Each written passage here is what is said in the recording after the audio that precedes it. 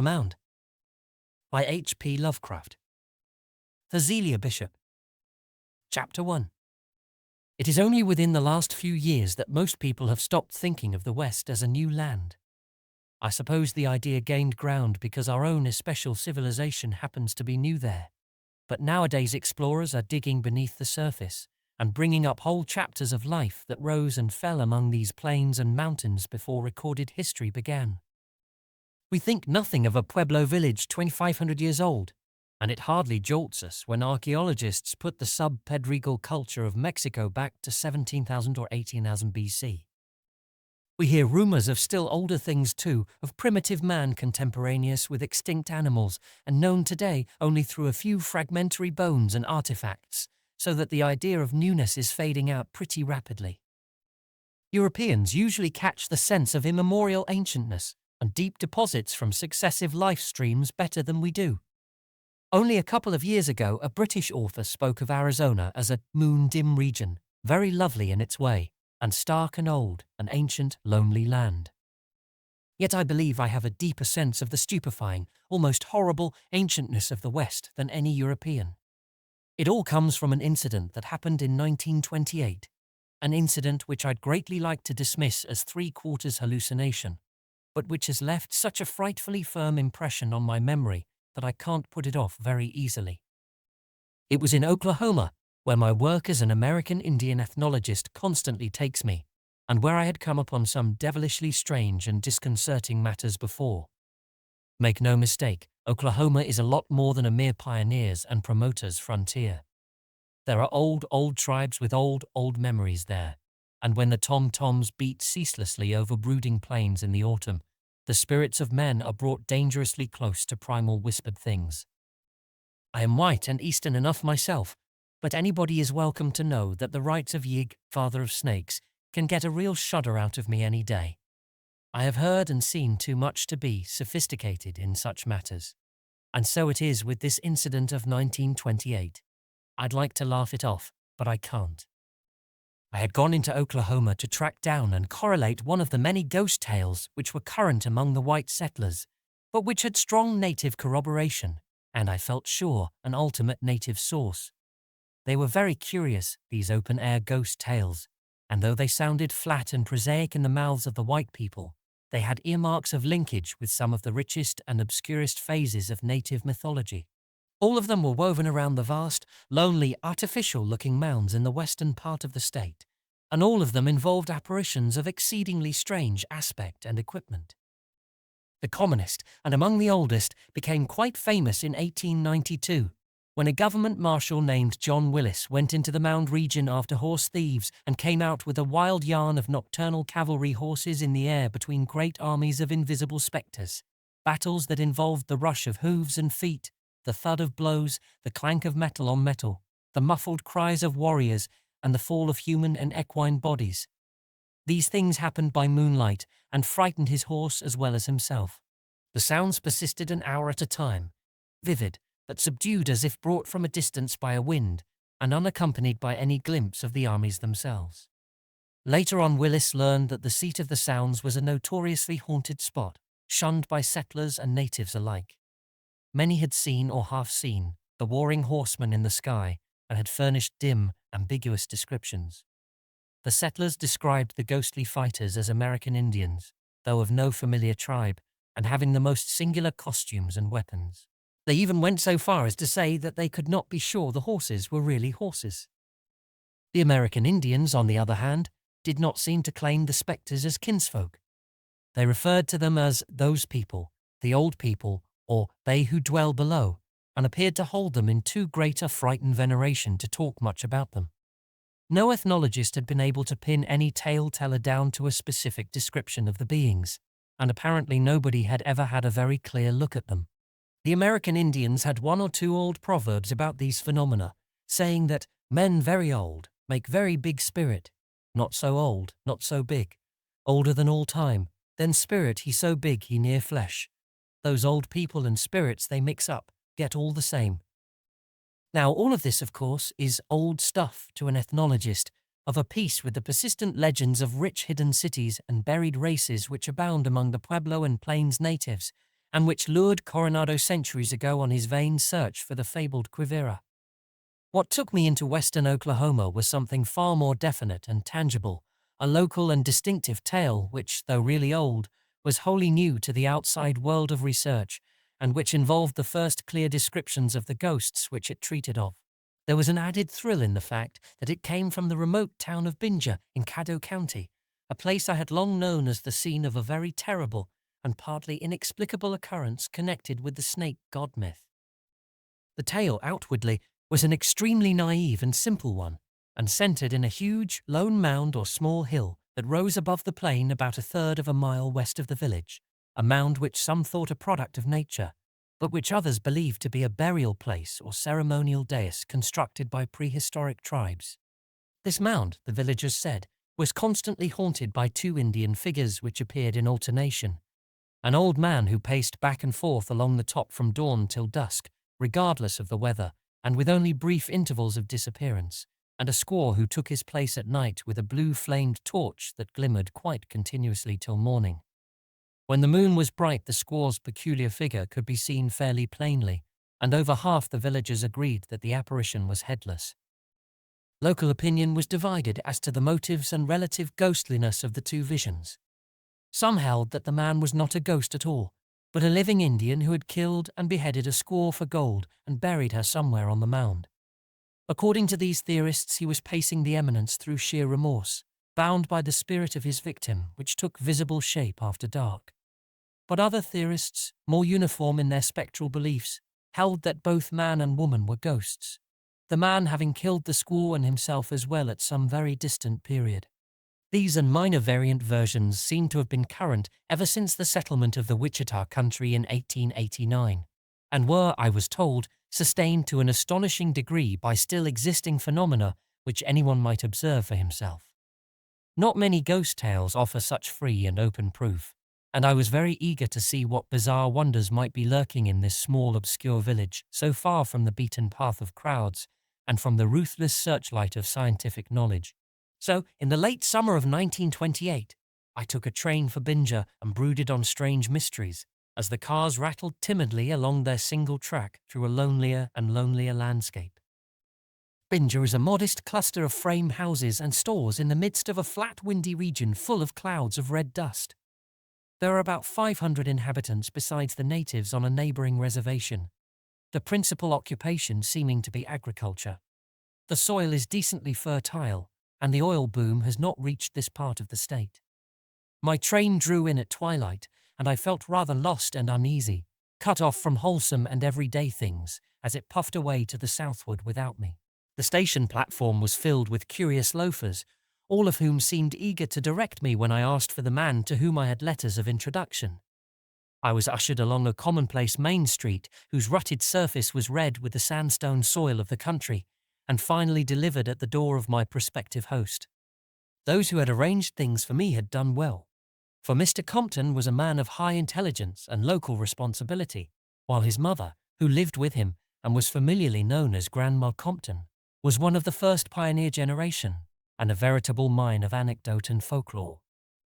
That evening the Comptons summed up for me all the legends current among the villagers, proving that the phenomenon I had come to study was indeed a baffling and important one. The ghosts, it seems, were accepted almost as a matter of course by everyone in Binja. 2 generations had been born and grown up within sight of that queer, lone tumulus and its restless figures. The neighborhood of the mound was naturally feared and shunned, so that the village and the farms had not spread toward it in all 4 decades of settlement. Yet venturesome individuals had several times visited it. Some had come back to report that they saw no ghosts at all when they neared the dreaded hill, that somehow the lone sentinel had stepped out of sight before they reached the spot, leaving them free to climb the steep slope and explore the flat summit. There was nothing up there, they said, merely a rough expanse of underbrush. Where the native watcher could have vanished to, they had no idea. He must, they reflected, have descended the slope and somehow managed to escape unseen along the plain, although there was no convenient cover within sight. At any rate, there did not appear to be any opening into the mound, a conclusion which was reached after considerable exploration of the shrubbery and tall grass on all sides. In a few cases, some of the more sensitive searchers declared that they felt a sort of invisible restraining presence, but they could describe nothing more definite than that. It was simply as if the air thickened against them in the direction they wished to move. It is needless to mention that all these daring surveys were conducted by day. Nothing in the universe could have induced any human being, white or red, to approach that sinister elevation after dark, and indeed, no native would have thought of going near it even in the brightest sunlight. But it was not from the tales of these sane observant seekers that the chief terror of the ghost mound sprang. Indeed, had their experience been typical, the phenomenon would have bulked far less prominently in the local legendary. The most evil thing was the fact that many other seekers had come back strangely impaired in mind and body, or had not come back at all. The first of these cases had occurred in 1891, when a young man named Heaton had gone with a shovel to see what hidden secrets he could unearth. He had heard curious tales from the natives, and had laughed at the barren report of another youth who had been out to the mound and had found nothing. Heaton had watched the mound with a spyglass from the village while the other youth made his trip, and as the explorer neared the spot, he saw the sentinel American Indian walk deliberately down into the tumulus, as if a trap door and staircase existed on the top. The other youth had not noticed how the native disappeared, but had merely found him gone upon arriving at the mound. When Heaton made his own trip, he resolved to get to the bottom of the mystery, and watchers from the village saw him hacking diligently at the shrubbery atop the mound.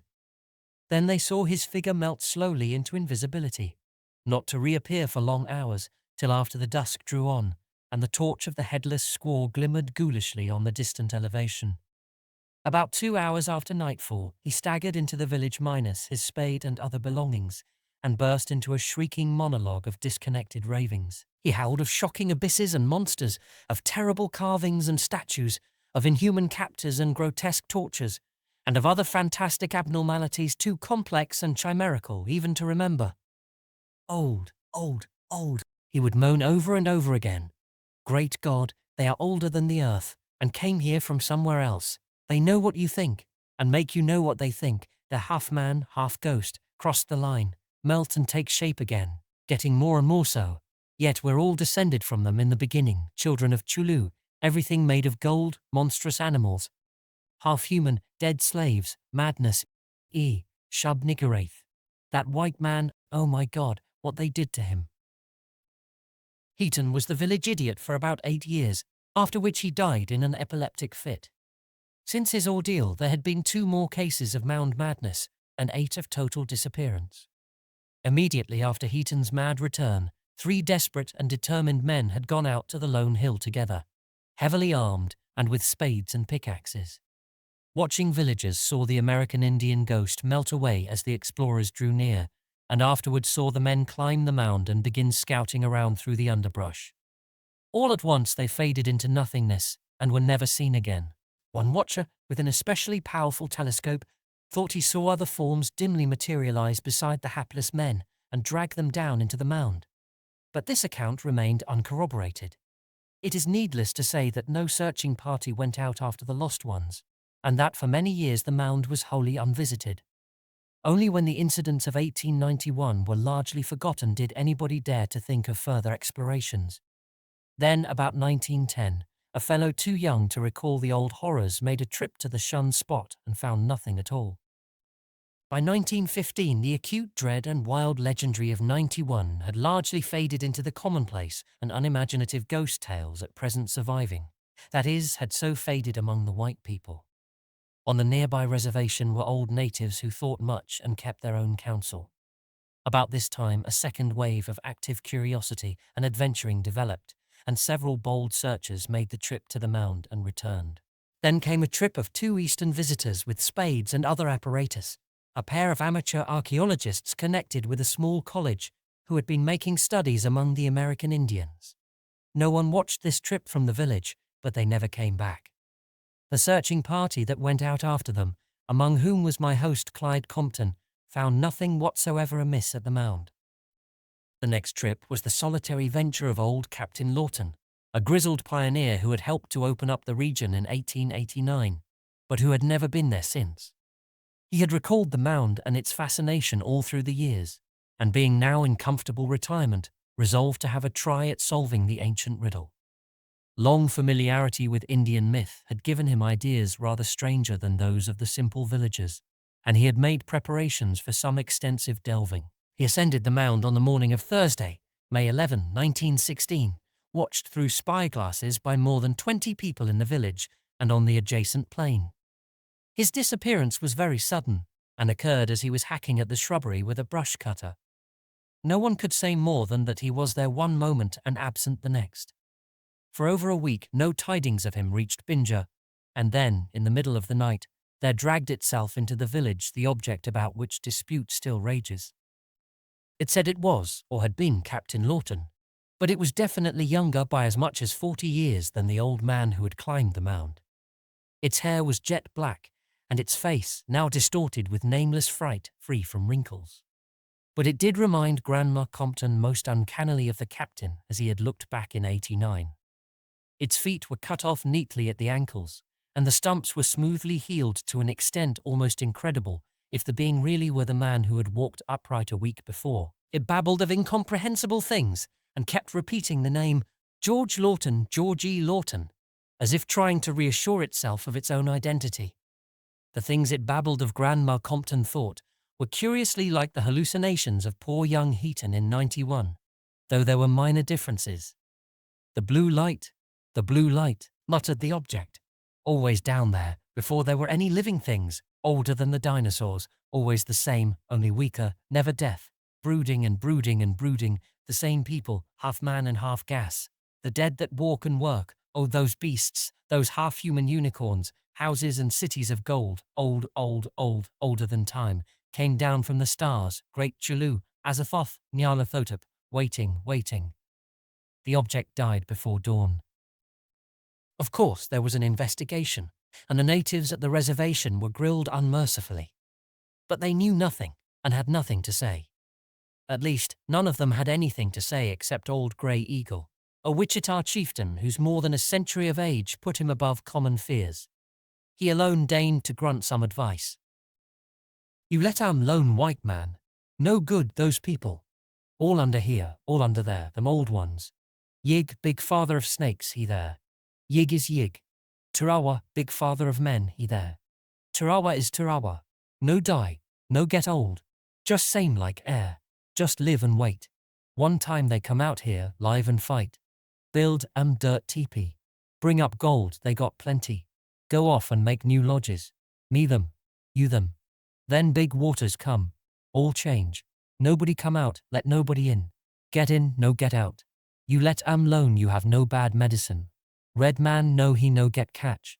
White man meddle he no come back. Keep way little hills. No good. Grey Eagle say this." If Joe Norton and Rance Wheelock had taken the old chief's advice, they would probably be here today. But they didn't. They were great readers and materialists and feared nothing in heaven or earth, and they thought that some American Indian fiends had a secret headquarters inside the mound. They had been to the mound before, and now they went again to avenge old Captain Lawton, boasting that they'd do it if they had to tear the mound down altogether. Clyde Compton watched them with a pair of prism binoculars and saw them round the base of the sinister hill. Evidently, they meant to survey their territory very gradually and minutely. Minutes passed, and they did not reappear. Nor were they ever seen again. Once more the mound was a thing of panic fright, and only the excitement of the Great War served to restore it to the farther background of Binja folklore. It was unvisited from 1916 to 1919, and would have remained so but for the deviltry of some of the youths back from service in France. From 1919 to 1920, however, there was a veritable epidemic of mound visiting among the prematurely hardened young veterans, an epidemic that waxed as one youth after another returned unhurt and contemptuous. By 1920, so short is human memory, the mound was almost a joke, and the tame story of the murdered squaw began to displace darker whispers on everybody's tongues. Then two reckless young brothers, the especially unimaginative and hard-boiled clay boys, decided to go and dig up the buried squaw and the gold for which the old Indian had murdered her. They went out on a September afternoon, about the time the Indian tom-toms begin their incessant annual beating over the flat, red dusty plains. Nobody watched them, and their parents did not become worried at their non-return for several hours. Then came an alarm and a searching party, and another resignation to the mystery of silence and doubt. But one of them came back after all. It was Ed, the elder, and his straw-coloured hair and beard had turned an albino white for 2 inches from the roots. On his forehead was a queer scar like a branded hieroglyph. 3 months after he and his brother Walker had vanished, he skulked into his house at night, wearing nothing but a queerly patterned blanket which he thrust into the fire as soon as he had got into a suit of his own clothes. He told his parents that he and Walker had been captured by some strange natives, not Wichitas or Caddos, and held prisoners somewhere toward the west. Walker had died under torture, but he himself had managed to escape at a high cost. The experience had been particularly terrible, and he could not talk about it just then. He must rest, and anyway, it would do no good to give an alarm and try to find and punish the American Indians. They were not of a sort that could be caught or punished, and it was especially important for the good of Binja, for the good of the world, that they be not pursued into their secret lair. As a matter of fact, they were not altogether what one could call real natives. He would explain about that later. Meanwhile, he must rest. Better not to rouse the village with the news of his return. He would go upstairs and sleep. Before he climbed the rickety flight to his room, he took a pad and pencil from the living room table and an automatic pistol from his father's desk drawer. 3 hours later, the shot rang out. Ed Clay had put a bullet neatly through his temples with a pistol clutched in his left hand, leaving a sparsely written sheet of paper on the rickety table near his bed. He had, it later appeared from the whittled pencil stub and stove full of charred paper, originally written much more, but had finally decided not to tell what he knew beyond vague hints. The surviving fragment was only a mad warning scrawled in a curiously backhanded script, the ravings of a mind obviously deranged by hardships, and it read thus, rather surprisingly for the utterance of one who had always been stolid and matter-of-fact. For God's sake, never go near that mound. It is part of some kind of a world so devilish and old it cannot be spoke about. Me and Walker went, and was took into the thing, just melted at times and made up agin, and the whole world outside is helpless alongside of what they can do. They what live forever young as they like, and you can't tell if they are really men or just ghosts, and what they do can't be spoke about. And this is only one entrance. You can't tell how big the whole thing is. After what we seen, I don't want to live any more. France was nothing besides this. And see that people always keep away. Oh God, they would, if they see poor Walker like he was in the end. As truly, Ed Clay. At the autopsy, it was found that all of young Clay's organs were transposed from right to left within his body, as if he had been turned inside out. Whether they had always been so, no one could say at the time, but it was later learned from army records that Ed had been perfectly normal when mustered out of the service in May 1919. Whether there was a mistake somewhere, or whether some unprecedented metamorphosis had indeed occurred, is still an unsettled question, as is also the origin of the hieroglyph-like scar on the forehead. That was the end of the explorations of the mound. In the 8 intervening years, no one had been near the place, and few indeed had even cared to level a spyglass at it. From time to time, people continued to glance nervously at the lone hill as it rose starkly from the plain against the western sky, and to shudder at the small dark speck that paraded by day and the glimmering will-o'-the-wisp that danced by night. The thing was accepted at face value as a mystery not to be probed, and by common consent the village shunned the subject. It was, after all, quite easy to avoid the hill, for space was unlimited in every direction, and community life always follows beaten trails. The mound side of the village was simply kept trailless, as if it had been water or swampland or desert. And it is a curious commentary on the stolidity and imaginative sterility of the human animal that the whispers with which children and strangers were warned away from the mound quickly sank once more into the flat tale of a murderous native ghost and his squaw victim. Only the tribesmen on the reservation, unthoughtful old-timers like Grandma Compton, remembered the overtones of unholy vistas and deep cosmic menace which clustered around the ravings of those who had come back changed and shattered. It was very late, and Grandma Compton had long since gone upstairs to bed, when Clyde finished telling me this. I hardly knew what to think of the frightful puzzle, yet rebelled at any notion to conflict with sane materialism. What influence had brought madness, or the impulse of flight and wandering, to so many who had visited the mound? Though vastly impressed, I was spurred on rather than deterred.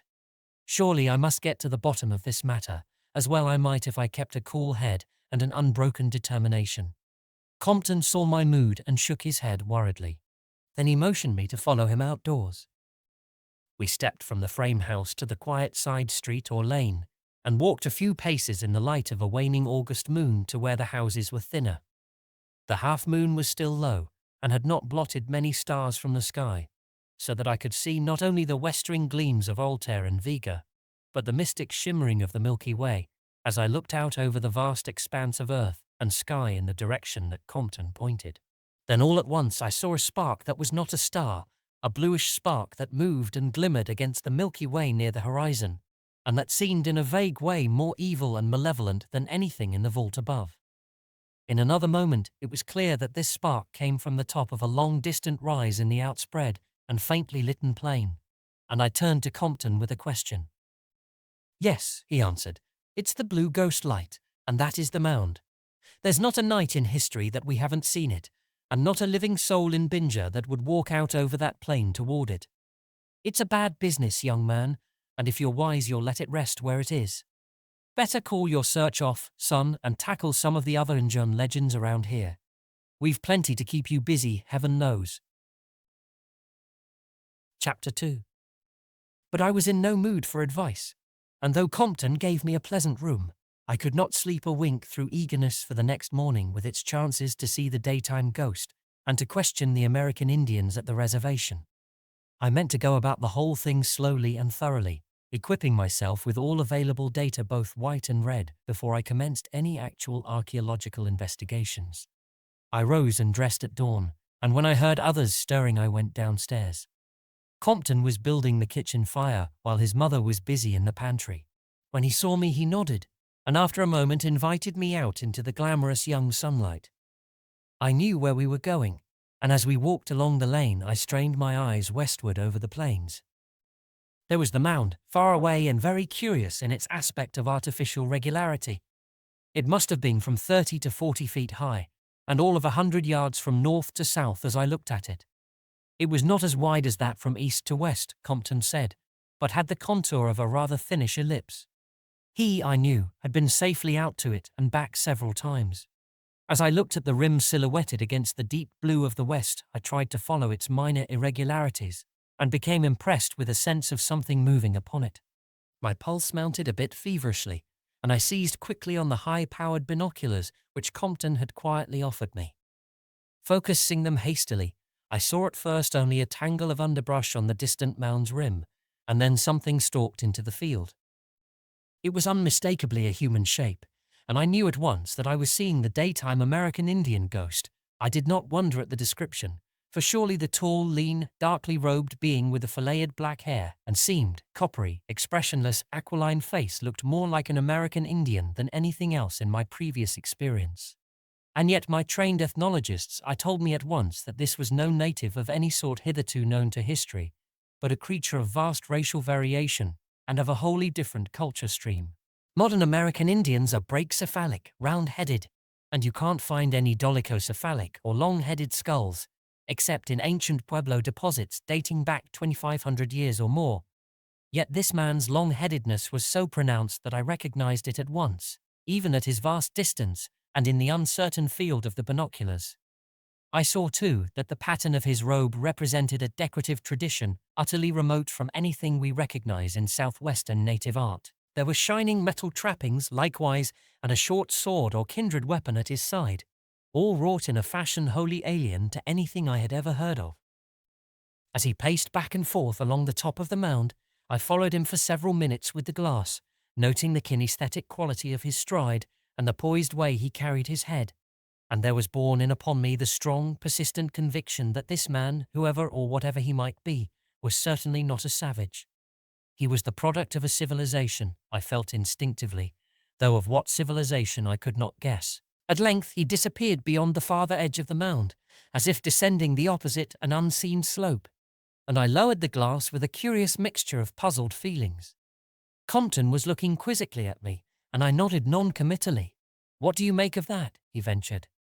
"This is what we've seen here in Binja every day of our lives." That noon found me at the American Indian reservation talking with old Grey Eagle, who, through some miracle, was still alive, though he must have been close to 150 years old. He was a strange, impressive figure, this stern, fearless leader of his kind who had talked with outlaws and traders in fringed buckskin and French officials in knee breeches and three-cornered hats, and I was glad to see that, because of my air of deference toward him, he appeared to like me.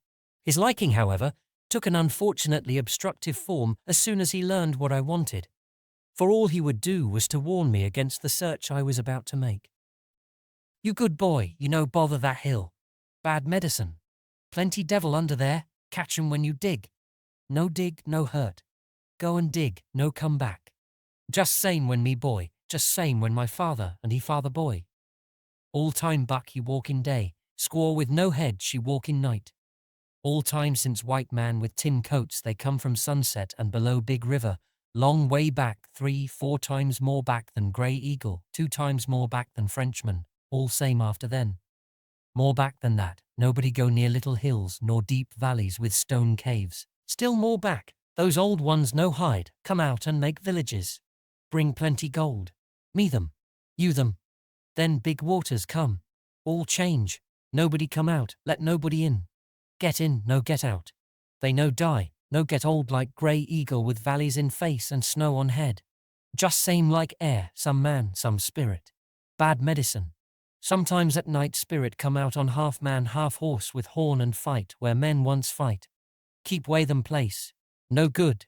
You good boy, go way and let them old ones lone." That was all I could get out of the ancient chief, and the rest of the American Indians would say nothing at all. But if I was troubled, Grey Eagle was clearly more so, for he obviously felt a real regret at the thought of my invading the region he feared so abjectly. As I turned to leave the reservation, he stopped me for a final ceremonial farewell, and once more tried to get my promise to abandon my search. When he saw that he could not, he produced something half timidly from a buckskin pouch he wore, and extended it toward me very solemnly. It was a worn, but finely minted metal disc about 2 inches in diameter, oddly figured and perforated, and suspended from a leathern cord. "You no promise, then Grey Eagle no can tell what get you. But if anything help this good medicine. Come from my father, he get from he father, he get from he father, all way back, close to Tsathogua, all men's father. My father say, you keep way from those old ones, keep way from little hills and valleys with stone caves. But if old ones they come out to get you, then you show this medicine. They know, they make him long way back. They look, then they no do such bad medicine maybe. But no can tell. You keep way just same. Them no good, no tell what they do." As he spoke, Grey Eagle was hanging the thing around my neck, and I saw it was a very curious object indeed. The more I looked at it, the more I marveled, for not only was its heavy, darkish, lustrous and richly mottled substance an absolutely strange metal to me, but what was left of its design seemed to be of a marvelously artistic and utterly unknown workmanship. One side, so far as I could see, had borne an exquisitely modelled serpent design, whilst the other side had depicted a kind of octopus or other tentacled monster. There were some half-effaced hieroglyphs too, of a kind which no archaeologist could identify or even place conjecturally. With Grey Eagle's permission, I later had expert historians, anthropologists, geologists and chemists pass carefully upon the disc, but from them I obtained only a chorus of bafflement. It defied either classification or analysis. The chemists called it an amalgam of unknown metallic elements of heavy atomic weight, and one geologist suggested that the substance must be of meteoric origin, shot from unknown gulfs of interstellar space. Whether it really saved my life or sanity or existence as a human being I cannot attempt to say, but Grey Eagle is sure of it. He has it again now, and I wonder if it has any connection with his inordinate age. All his fathers who had it lived far beyond the century mark, perishing only in battle. Is it possible that Grey Eagle, if kept from accidents, will never die? But I am ahead of my story. When I returned to the village, I tried to secure more Mound lore, but found only excited gossip and opposition. It was really flattering to see how solicitous the people were about my safety, but I had to set their almost frantic remonstrances aside. I showed them Grey Eagle's charm, but none of them had ever heard of it before, or seen anything even remotely like it. They agreed that it could not be an American Indian relic, and imagined that the old chief's ancestors must have obtained it from some trader. When they saw they could not deter me from my trip, the Binja citizens sadly did what they could to aid my outfitting. Having known before my arrival the sort of work to be done, I had most of my supplies already with me: machete and trench knife for shrub clearing and excavating, electric torches for any underground phase which might develop, rope, field glasses, tape measure, microscope, and incidentals for emergencies, as much, in fact, as might be comfortably stowed in a convenient handbag. To this equipment, I added only the heavy revolver which the sheriff forced upon me, and the pick and shovel which I thought might expedite my work. I decided to carry these latter things slung over my shoulder with a stout cord, for I soon saw that I could not hope for any helpers or fellow explorers. The village would watch me, no doubt, with all its available telescopes and field glasses, but it would not send any citizen so much as a yard over the flat plain toward the lone hillock. My start was timed for early the next morning, and all the rest of that day I was treated with the awed and uneasy respect which people give to a man about to set out for certain doom. When morning came, a cloudy though not a threatening morning, the whole village turned out to see me start across the dust-blown plain. Binoculars showed the lone man at his usual pacing on the mound, and I resolved to keep him in sight as steadily as possible during my approach. At the last moment a vague sense of dread oppressed me, and I was just weak and whimsical enough to let Grey Eagle's talisman swing on my chest in full view of any beings or ghosts who might be inclined to heed it. Bidding au revoir to Compton and his mother, I started off at a brisk stride despite the bag in my left hand and the clanking pick and shovel strapped to my back, holding my field glass in my right hand and taking a glance at the silent pacer from time to time. As I neared the mound, I saw the man very clearly and fancied I could trace an expression of infinite evil and decadence on his seamed, hairless features. I was startled, too, to see that his goldenly gleaming weapon case bore hieroglyphs very similar to those on the unknown talisman I wore. All the creature's costume and trappings bespoke exquisite workmanship and cultivation. Then, all too abruptly, I saw him start down the farther side of the mound and out of sight. When I reached the place about 10 minutes after I set out, there was no one there. There is no need of relating how I spent the early part of my search in surveying and circumnavigating the mound, taking measurements, and stepping back to view the thing from different angles. It had impressed me tremendously as I approached it, and there seemed to be a kind of latent menace in its two regular outlines. It was the only elevation of any sort on the wide, level plain, and I could not doubt for a moment that it was an artificial tumulus. The steep sides seemed wholly unbroken, and without marks of human tenancy or passage. There were no signs of a path toward the top, and burdened as I was, I managed to scramble up only with considerable difficulty. When I reached the summit, I found a roughly level elliptical plateau about 300 by 50 feet in dimensions, uniformly covered with rank grass and dense underbrush, and utterly incompatible with the constant presence of a pacing sentinel. This condition gave me a real shock, for it showed beyond question that the old American Indian, vivid though he seemed, could not be other than a collective hallucination. I looked about with considerable perplexity and alarm, glancing wistfully back at the village and the mass of black dots which I knew was the watching crowd. Training my glass upon them, I saw that they were studying me avidly with their glasses, so to reassure them I waved my cap in the air with a show of jauntiness which I was far from feeling. Then, settling to my work, I flung down pick, shovel, and bag, taking my machete from the latter and commencing to clear away underbrush. It was a weary task, and now and then I felt a curious shiver as some perverse gust of wind arose to hamper my motion with a skill approaching deliberateness. At times it seemed as if a half-tangible force were pushing me back as I worked, almost as if the air thickened in front of me, or as if formless hands tugged at my wrists. My energy seemed used up without producing adequate results, yet for all that I made some progress. By afternoon I had clearly perceived that, toward the northern end of the mound, there was a slight bowl-like depression in the root-tangled earth.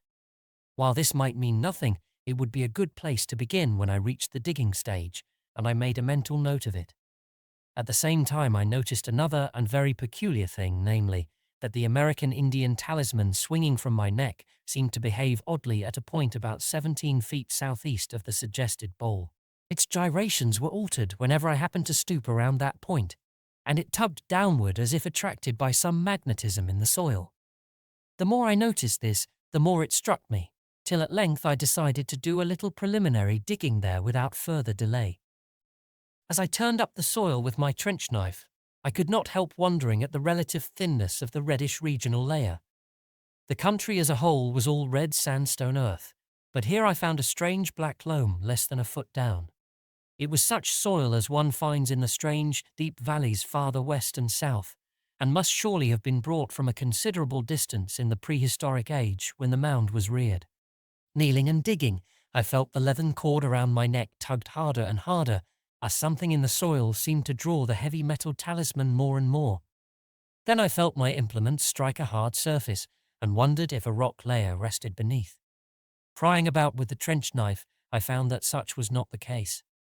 Instead, to my intense surprise and feverish interest, I brought up a mold-clogged, heavy object of cylindrical shape, about a foot long and 4 inches in diameter, to which my hanging talisman clove with glue-like tenacity. As I cleared off the black loam, my wonder and tension increased at the bas-reliefs revealed by that process. The whole cylinder, ends and all, was covered with figures and hieroglyphs, and I saw with growing excitement that these things were in the same unknown tradition as those on Grey Eagle's charm and on the yellow metal trappings of the ghost I had seen through my binoculars. Sitting down, I further cleaned the magnetic cylinder against the rough corduroy of my knickerbockers, and observed that it was made of the same heavy lustrous unknown metal as the charm, hence, no doubt, the singular attraction. The carvings and chasings were very strange and very horrible, nameless monsters and designs fraught with insidious evil, and all were of the highest finish and craftsmanship. I could not at first make head or tail of the thing, and handled it aimlessly until I spied a cleavage near one end.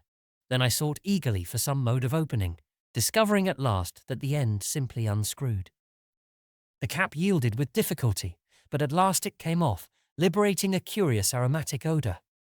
The sole contents was a bulky roll of a yellowish paper-like substance inscribed in greenish characters, and for a second I had the supreme thrill of fancying that I held a written key to unknown elder worlds and abysses beyond time.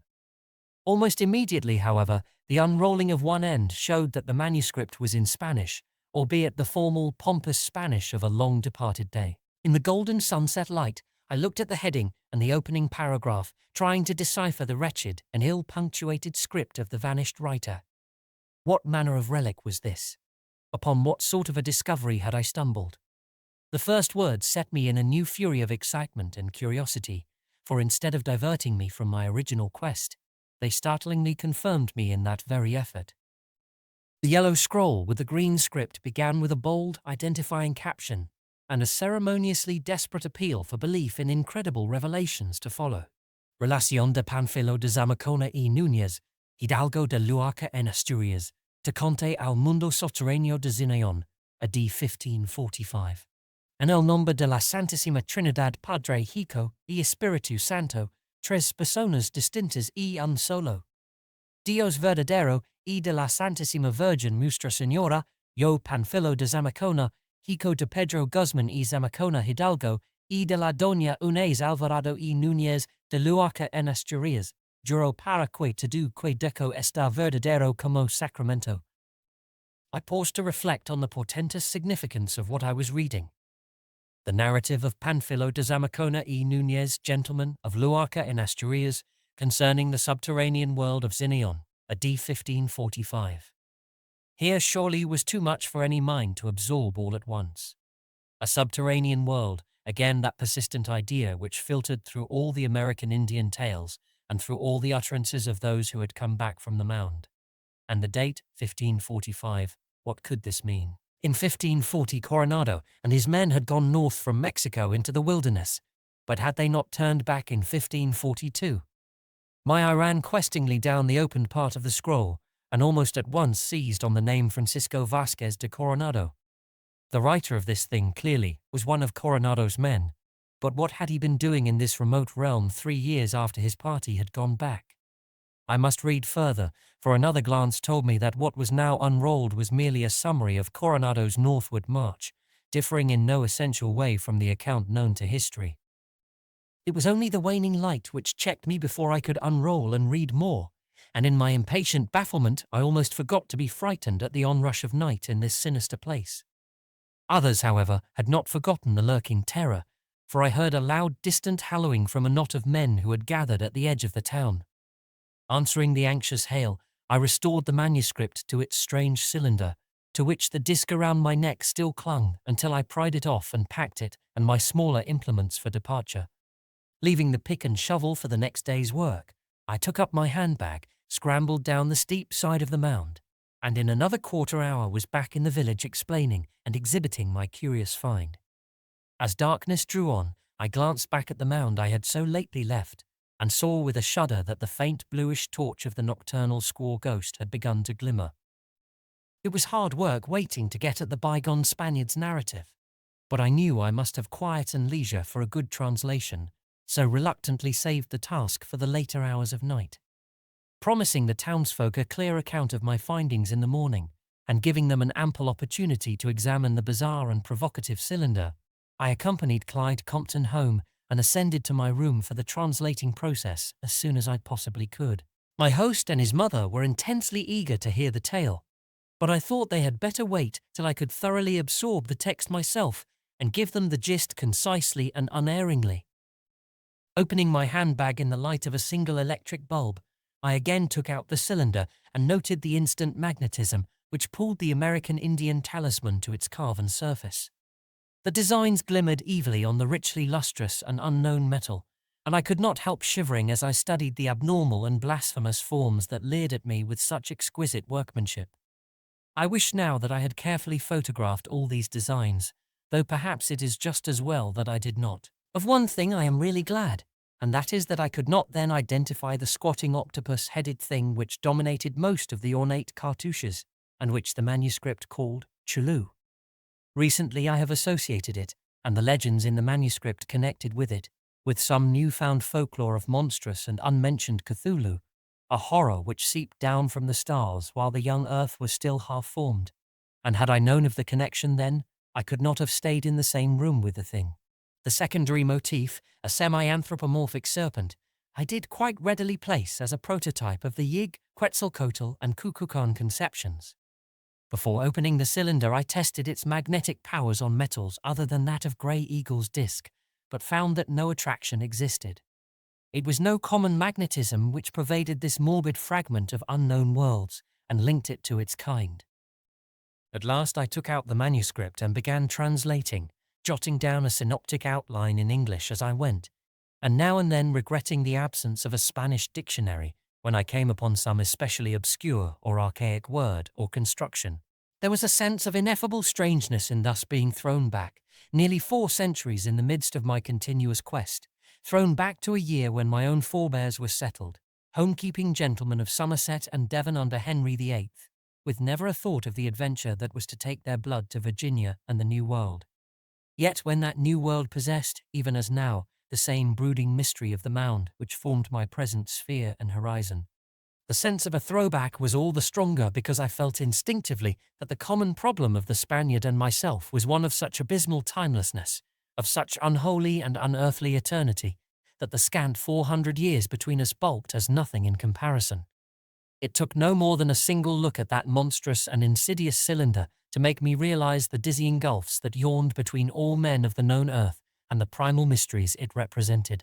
Before that gulf Panfilo de Zamacona, and I stood side by side, just as Aristotle and I, or Cheops and I, might have stood.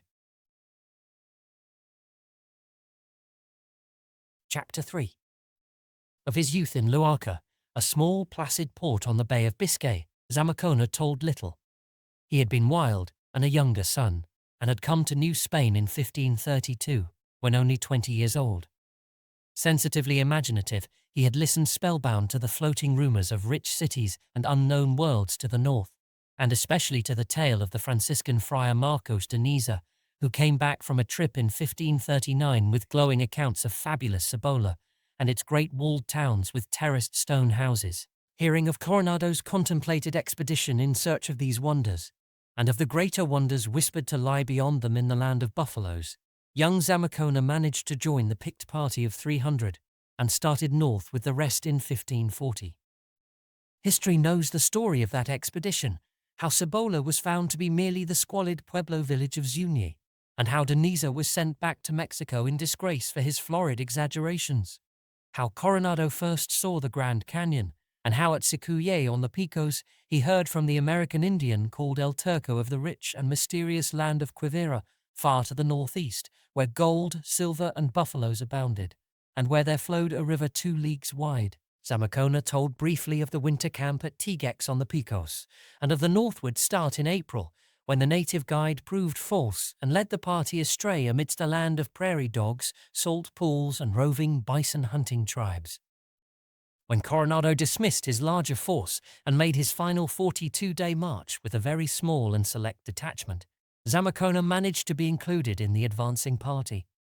He spoke of the fertile country and of the great ravines with trees visible only from the edge of their steep banks, and of how all the men lived solely on buffalo meat. And then came mention of the expedition's farthest limit, of the presumable but disappointing land of Quivira with its villages of grass houses, its brooks and rivers, its good black soil, its plums, nuts, grapes and mulberries, and its maize-growing and copper-using natives. The execution of El Turco, the false native guide, was casually touched upon, and there was a mention of the cross which Coronado raised on the bank of a great river in the autumn of 1541, a cross bearing the inscription, "Thus far came the great general Francisco Vázquez de Coronado." This supposed Quivira lay at about the 40th parallel of north latitude, and I see that quite lately the New York archaeologist Dr. Hodge has identified it with the course of the Arkansas River through Barton and Rice counties, Kansas. It is the old home of the Wichitas before the Sioux drove them south into what is now Oklahoma, and some of the grass house village sites have been found and excavated for artifacts. Coronado did considerable exploring hereabouts, led hither and thither by the persistent rumors of rich cities and hidden worlds which floated fearfully around on the natives' tongues. These northerly natives seemed more afraid and reluctant to talk about the rumored cities and worlds than the Mexican Indians had been. Yet at the same time seemed as if they could reveal a good deal more than the Mexicans had they been willing or dared to do so. Their vagueness exasperated the Spanish leader, and after many disappointing searches he began to be very severe toward those who brought him stories. Zamacona, more patient than Coronado, found the tales especially interesting, and learned enough of the local speech to hold long conversations with a young buck named Charging Buffalo, whose curiosity had led him into much stranger places than any of his fellow tribesmen had dared to penetrate. It was Charging Buffalo who told Zamacona of the queer stone doorways, gates, or cave mouths at the bottom of some of those deep, steep, wooded ravines which the party had noticed on the northward march. These openings, he said, were mostly concealed by shrubbery, and few had entered them for untold eons. Those who went to where they led never returned, or in a few cases returned mad or curiously maimed. But all this was legend, for nobody was known to have gone more than a limited distance inside any of them within the memory of the grandfathers of the oldest living men. Charging Buffalo himself had probably been farther than anyone else, and he had seen enough to curb both his curiosity and his greed for the rumored gold below. Beyond the aperture he had entered, there was a long passage running crazily up and down and round about, uncovered with frightful carvings of monsters and horrors that no man had ever seen. At last, after untold miles of windings and descents, there was a glow of terrible blue light, and the passage opened upon a shocking nether world. About this the native would say no more, for he had seen something that had sent him back in haste. But the golden cities must be somewhere down there, he added, and perhaps a white man with the magic of the thunder stick might succeed in getting to them. He would not tell the big chief Coronado what he knew, for Coronado would not listen to native talk any more. Yes, he could show Zamacona the way if the white man would leave the party and accept his guidance. But he would not go inside the opening with the white man. It was bad in there. The place was about a 5 days' march to the south, near the region of great mounds. These mounds had something to do with the evil world down there. They were probably ancient closed-up passages to it, for once the old ones below had had colonies on the surface and had traded with men everywhere, even in the lands that had sunk under the big waters. It was when those lands had sunk that the Old Ones closed themselves up below and refused to deal with surface people. The refugees from the sinking places had told them that the gods of outer earth were against men, and that no men could survive on the outer earth unless they were demons in league with the evil gods. That is why they shut out all surface folk, and did fearful things to any who ventured down where they dwelt. There had been sentries once at the various openings, but after ages they were no longer needed. Not many people cared to talk about the hidden Old Ones, and the legends about them would probably have died out, but for certain ghostly reminders of their presence now and then. It seemed that the infinite ancientness of these creatures had brought them strangely near to the borderline of spirit, so that their ghostly emanations were more commonly frequent and vivid. Accordingly, the region of the great mounds was often convulsed with spectral nocturnal battles, reflecting those which had been fought in the days before the openings were closed. The Old Ones themselves were half ghost indeed. It was said that they no longer grew old or reproduced their kind, but flickered eternally in a state between flesh and spirit. The change was not complete, though, for they had to breathe. It was because the underground world needed air that the openings in the deep valleys were not blocked up as the mound openings on the plains had been. These openings, Charging Buffalo added, were probably based on natural fissures in the earth. It was whispered that the Old Ones had come down from the stars to the world when it was very young, and had gone inside to build their cities of solid gold, because the surface was not then fit to live on. They were the ancestors of all men, yet none could guess from what star or what place beyond the stars they came. Their hidden cities were still full of gold and silver, but men had better let them alone unless protected by very strong magic. They had frightful beasts with a faint strain of human blood, on which they rode, and which they employed for other purposes. The things, so people hinted, were carnivorous and, like their masters, preferred human flesh, so that although the Old Ones themselves did not breed, they had a sort of half-human slave class, which also served to nourish the human and animal population. This had been very oddly recruited, and was supplemented by a second slave class of reanimated corpses. The Old Ones knew how to make a corpse into an automaton, which would last almost indefinitely and perform any sort of work when directed by streams of thought.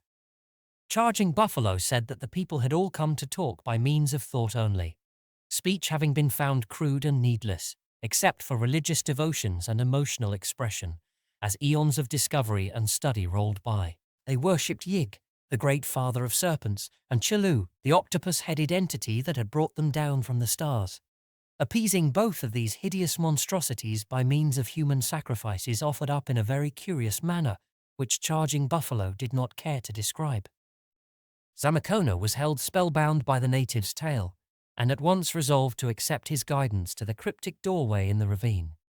He did not believe the accounts of strange ways attributed by legend to the hidden people, for the experiences of the party had been such as to disillusion one regarding native myths of unknown lands. But he did feel that some sufficiently marvelous field of riches and adventure must indeed lie beyond the weirdly carved passages in the earth. At first he thought of persuading Charging Buffalo to tell his story to Coronado, offering to shield him against any effects of the leader's testy skepticism. But later he decided that a lone adventure would be better. If he had no aid, he would not have to share anything he found, but might perhaps become a great discoverer and owner of fabulous riches. Success would make him a greater figure than Coronado himself, perhaps a greater figure than anyone else in New Spain, including even the mighty Viceroy Don Antonio de Mendoza. On October 7, 1541, at an hour close to midnight, Zamacona stole out of the Spanish camp near the Grasshouse village and met Charging Buffalo for the long southward journey. He travelled as lightly as possible and did not wear his heavy helmet and breastplate. Of the details of the trip, the manuscript told very little, but Zamacona records his arrival at the Great Ravine on October 13th. The descent of the thickly wooded slope took no great time, and though the American Indian had trouble in locating the shrubbery-hidden stone door again amidst the twilight of that deep gorge, the place was finally found.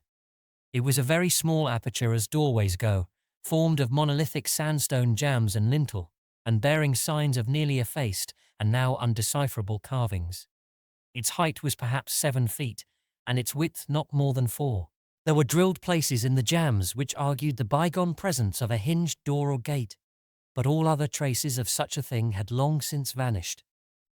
At sight of this black gulf, Charging Buffalo displayed considerable fear and threw down his pack of supplies with signs of haste. He had provided Zamacona with a good stock of resinous torches and provisions, and had guided him honestly and well, but refused to share in the venture that lay ahead. Zamacona gave him the trinkets he had kept for such an occasion, and obtained his promise to return to the region in a month, afterwards showing the way southward to the Pico's Pueblo villages. A prominent rock on the plain above them was chosen as a meeting place, the one arriving first to pitch camp until the other should arrive. In the manuscript, Zamacona expressed a wistful wonder as to the native's length of waiting at the rendezvous, for he himself could never keep that tryst. At the last moment, Charging Buffalo tried to dissuade him from his plunge into the darkness, but soon saw it was futile and gestured a stoical farewell. Before lighting his first torch and entering the opening with his ponderous pack, the Spaniard watched the lean form of the Indian scrambling hastily and rather relievedly upward among the trees. It was the cutting of his last link with the world, though he did not know that he was never to see a human being, in the accepted sense of that term, again. Zamacona felt no immediate premonition of evil upon entering that ominous doorway, though from the first he was surrounded by a bizarre and unwholesome atmosphere. The passage, slightly taller and wider than the aperture, was for many yards a level tunnel of cyclopean masonry, with heavily worn flagstones underfoot, and grotesquely carved granite and sandstone blocks in sides and ceiling. The carvings must have been loathsome and terrible indeed, to judge from Zamacona's description, according to which most of them revolved around the monstrous beings Yig and Tulu. They were unlike anything the adventurer had ever seen before, though he added that the native architecture of Mexico came closest to them of all things in the outer world. After some distance, the tunnel began to dip abruptly, and irregular natural rock appeared on all sides. The passage seemed only partly artificial, and decorations were limited to occasional cartouches with shocking bas-reliefs. Following an enormous descent, whose steepness at times produced an acute danger of slipping and tobogganing, the passage became exceedingly uncertain in its direction and variable in its contour. At times it narrowed almost to a slit or grew so low that stooping and even crawling were necessary, while at other times it broadened out into sizable caves or chains of caves. Very little human construction, it was plain, had gone into this part of the tunnel, though occasionally a sinister cartouche or hieroglyphic on the wall, or a blocked-up lateral passageway, would remind Zamacona that this was in truth the eon-forgotten high road to a primal and unbelievable world of living things. For 3 days, as best he could reckon, Panfilo de Zamacona scrambled down, up, along and around, but always predominantly downward, through this dark region of Paleogean night. Once in a while he heard some secret being of darkness patter or flap out of his way, and on just one occasion he half glimpsed a great, bleached thing that set him trembling. The quality of the air was mostly very tolerable, though fetid zones were now and then met with, while one great cavern of stalactites and stalagmites afforded a depressing dampness. This latter, when Charging Buffalo had come upon it, had quite seriously barred the way, since the limestone deposits of ages had built fresh pillars in the path of the primordial abyss denizens. The native, however, had broken through these, so that Zamacona did not find his course impeded. It was an unconscious comfort to him to reflect that someone else from the outside world had been there before, and the American Indian's careful descriptions had removed the element of surprise and unexpectedness. More, Charging Buffalo's knowledge of the tunnel had led him to provide so good a torch supply for the journey in and out that there would be no danger of becoming stranded in darkness. Zamacona camped twice, building a fire whose smoke seemed well taken care of by the natural ventilation. At what he considered the end of the 3rd day, though his cocksure guesswork chronology is not at any time to be given the easy faith that he gave it, Zamacona encountered the prodigious descent and subsequent prodigious climb, which Charging Buffalo had described as the tunnel's last phase. As at certain earlier points, marks of artificial improvement were here discernible, and several times the steep gradient was eased by a flight of rough-hewn steps. The torch showed more and more of the monstrous carvings on the walls, and finally the resinous flare seemed mixed with a fainter and more diffusive light as Zamacona climbed up and up after the last downward stairway. At length the ascent ceased, and a level passage of artificial masonry with dark basaltic blocks led straight ahead. There was no need for a torch now, for all the air was glowing with a bluish, quasi-electric radiance that flickered like an aurora. It was the strange light of the inner world that the American Indian had described. And in another moment Zamacona emerged from the tunnel upon a bleak, rocky hillside which climbed above him to a seething, impenetrable sky of bluish coruscations, and descended dizzily below him to an apparently illimitable plain shrouded in bluish mist. He had come to the unknown world at last, and from his manuscript it is clear that he viewed the formless landscape as proudly and exaltedly as ever his fellow countryman Balboa viewed the new-found Pacific from that unforgettable peak in Darien. Charging Buffalo had turned back at this point, driven by fear of something which he would only describe vaguely and evasively as a herd of bad cattle, neither horse nor buffalo, but like the things the Mound spirits rode at night. But Zamacona could not be deterred by any such trifle. Instead of fear, a strange sense of glory filled him, for he had imagination enough to know what it meant to stand alone in an inexplicable nether world whose existence no other white man suspected.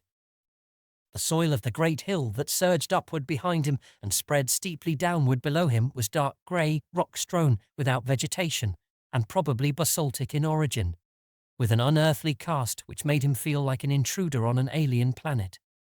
The vast distant plain, thousands of feet below, had no features he could distinguish, especially since it appeared to be largely veiled in a curling, bluish vapour.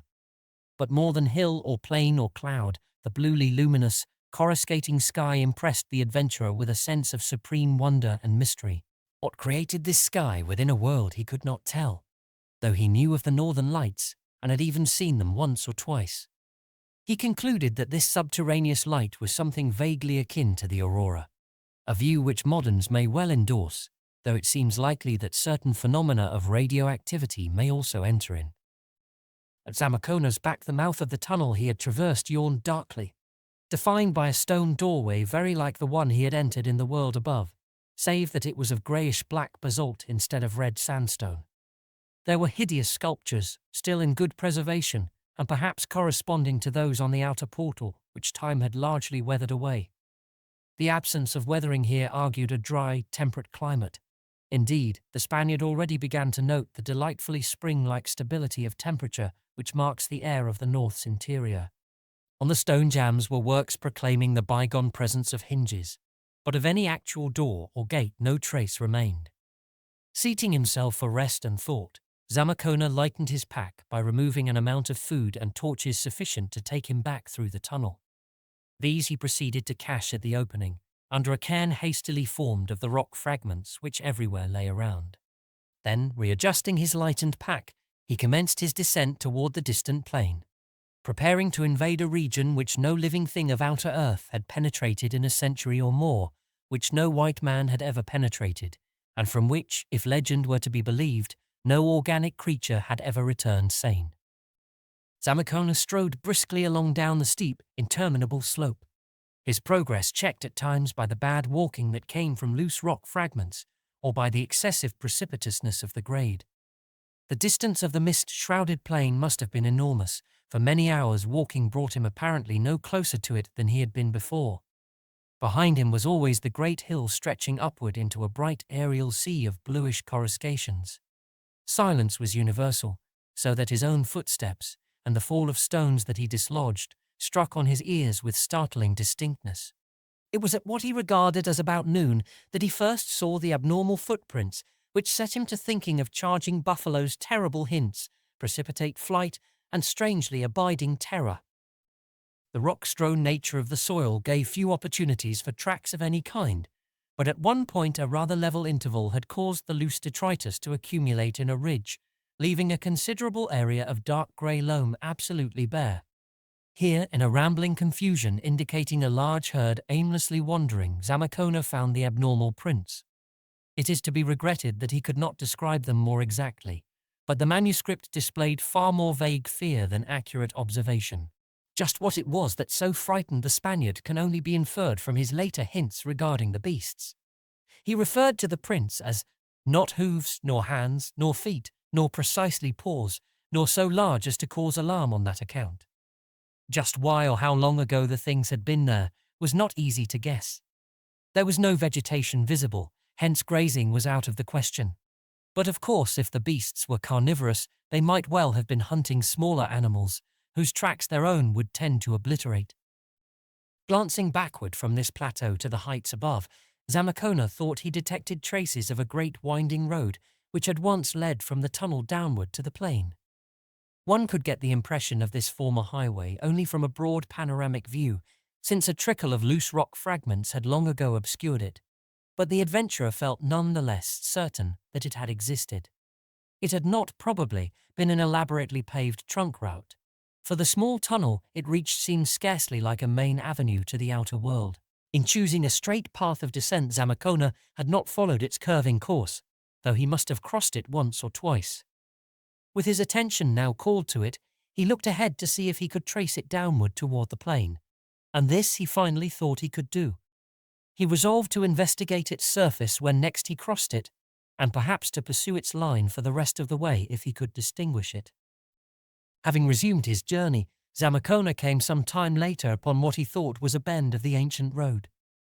There were signs of grading and of some primal attempt at rock surfacing, but not enough was left to make the road worth following. While rummaging about in the soil with his sword, the Spaniard turned up something that glittered in the eternal blue daylight, and was thrilled at beholding a kind of coin or medal of a dark, unknown, lustrous metal, with hideous designs on each side. It was utterly and bafflingly alien to him, and from his description I have no doubt, but that it was a duplicate of the talisman given me by Grey Eagle almost 4 centuries afterward. Pocketing it after a long and curious examination, he strode onward, finally pitching camp at an hour which he guessed to be the evening of the outer world. The next day Zamacona rose early and resumed his descent through this blue-litten world of mist and desolation and preternatural silence. As he advanced, he at last became able to distinguish a few objects on the distant plain below trees, bushes, rocks, and a small river that came into view from the right and curved forward at a point to the left of his contemplated course. This river seemed to be spanned by a bridge connected with the descending roadway, and with care the explorer could trace the route of the road beyond it in a straight line over the plain. Finally, he even thought he could detect towns scattered along the rectilinear ribbon, towns whose left-hand edges reached the river and sometimes crossed it. Where such crossings occurred, he saw as he descended, there were always signs of bridges either ruined or surviving. He was now in the midst of a sparse grassy vegetation, and saw that below him the growth became thicker and thicker. The road was easier to define now, since its surface discouraged the grass which the looser soil supported. Rock fragments were less frequent, and the barren upward vista behind him looked bleak and forbidding in contrast to his present milieu. It was on this day that he saw the blurred mass moving over the distant plain. Since his first sight of the sinister footprints he had met with no more of these, but something about that slowly and deliberately moving mass peculiarly sickened him. Nothing but a herd of grazing animals could move just like that, and after seeing the footprints he did not wish to meet the things which had made them. Still, the moving mass was not near the road, and his curiosity and greed for fabled gold were great. Besides, who could really judge things from vague, jumbled footprints, or from the panicked, twisted hints of an ignorant American Indian? In straining his eyes to view the moving mass, Zamacona became aware of several other interesting things. One was that certain parts of the now unmistakable towns glittered oddly in the misty blue light. Another was that, besides the towns, several similarly glittering structures of a more isolated sort were scattered here and there along the road and over the plain. They seemed to be embowered in clumps of vegetation, and those off the road had small avenues leading to the highway. No smoke or other signs of life could be discerned about any of the towns or buildings. Finally, Zamacona saw that the plain was not infinite in extent, though the half-concealing blue mists had hitherto made it seem so. It was bounded in the remote distance by a range of low hills toward a gap in which the river and roadway seemed to lead. All this, especially the glittering of certain pinnacles in the towns, had become very vivid when Zamacona pitched his second camp amidst the endless blue day. He likewise noticed the flocks of high-soaring birds, whose nature he could not clearly make out. The next afternoon, to use the language of the outer world as the manuscript did at all times, Zamacona reached the silent plain and crossed the soundless, slow-running river on a curiously carved and fairly well-preserved bridge of black basalt. The water was clear and contained large fishes of a wholly strange aspect. The roadway was now paved and somewhat overgrown with weeds and creeping vines, and its course was occasionally outlined by small pillars bearing obscure symbols.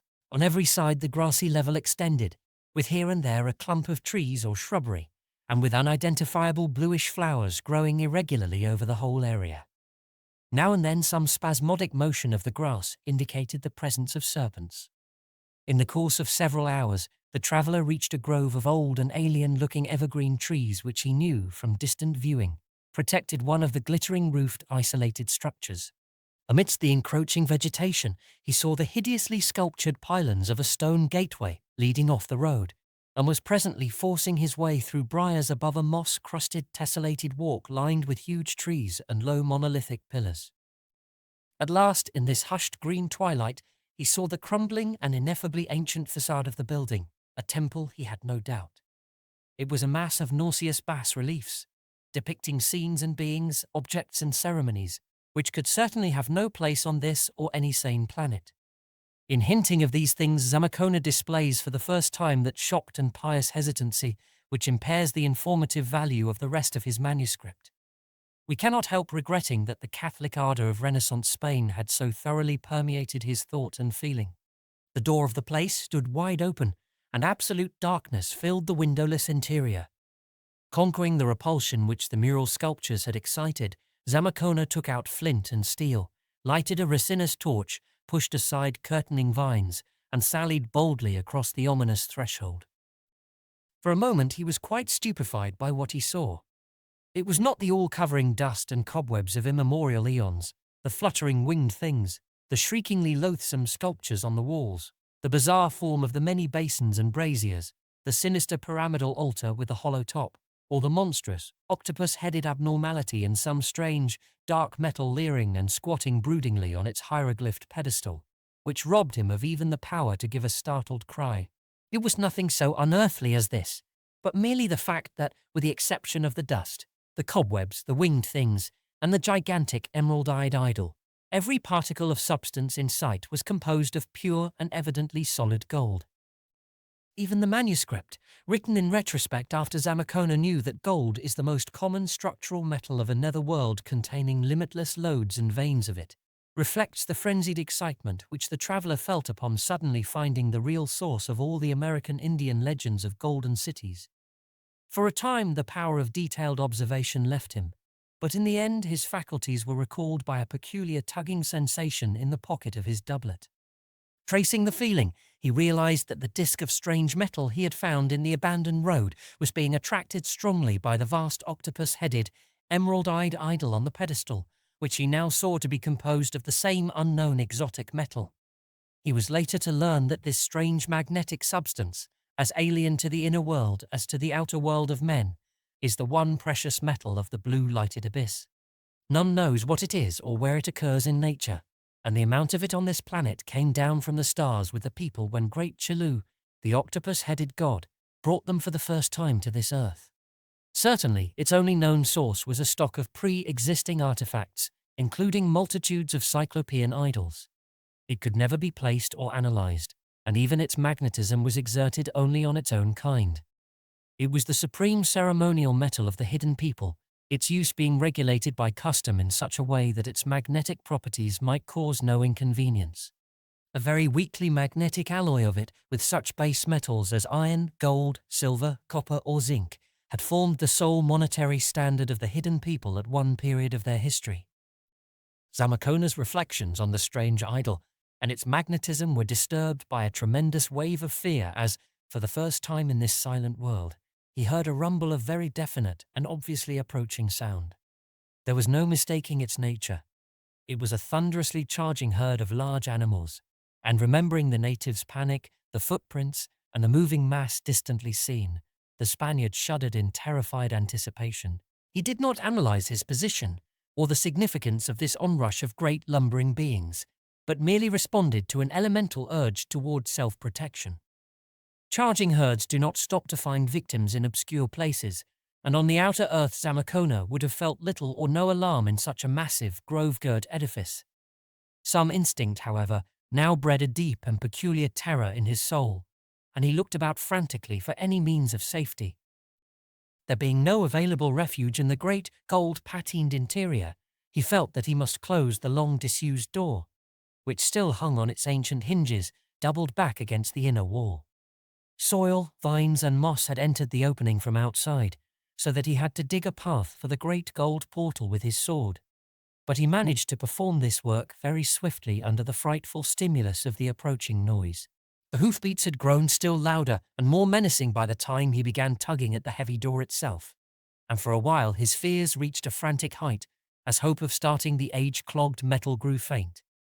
Then, with a creak, the thing responded to his youthful strength, and a frenzied siege of pulling and pushing ensued. Amidst the roar of unseen stampeding feet success came at last, and the ponderous golden door clanged shut, leaving Zamacona in darkness, but for the single lighted torch he had wedged between the pillars of a basin tripod. There was a latch, and the frightened man blessed his patron saint that it was still effective. Sound alone told the fugitive the sequel. When the roar grew very near, it resolved itself into separate footfalls, as if the evergreen grove had made it necessary for the herd to slacken speed and disperse. But feet continued to approach, and it became evident that the beasts were advancing among the trees and circling the hideously carven temple walls. In the curious deliberation of their tread, Zamacona found something very alarming and repulsive, nor did he like the scuffling sounds which were audible even through the thick stone walls and heavy golden door. Once the door rattled ominously on its archaic hinges, as if under a heavy impact, but fortunately it still held.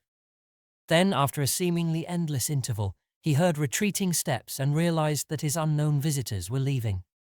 Since the herds did not seem to be very numerous, it would have perhaps been safe to venture out within a half hour or less.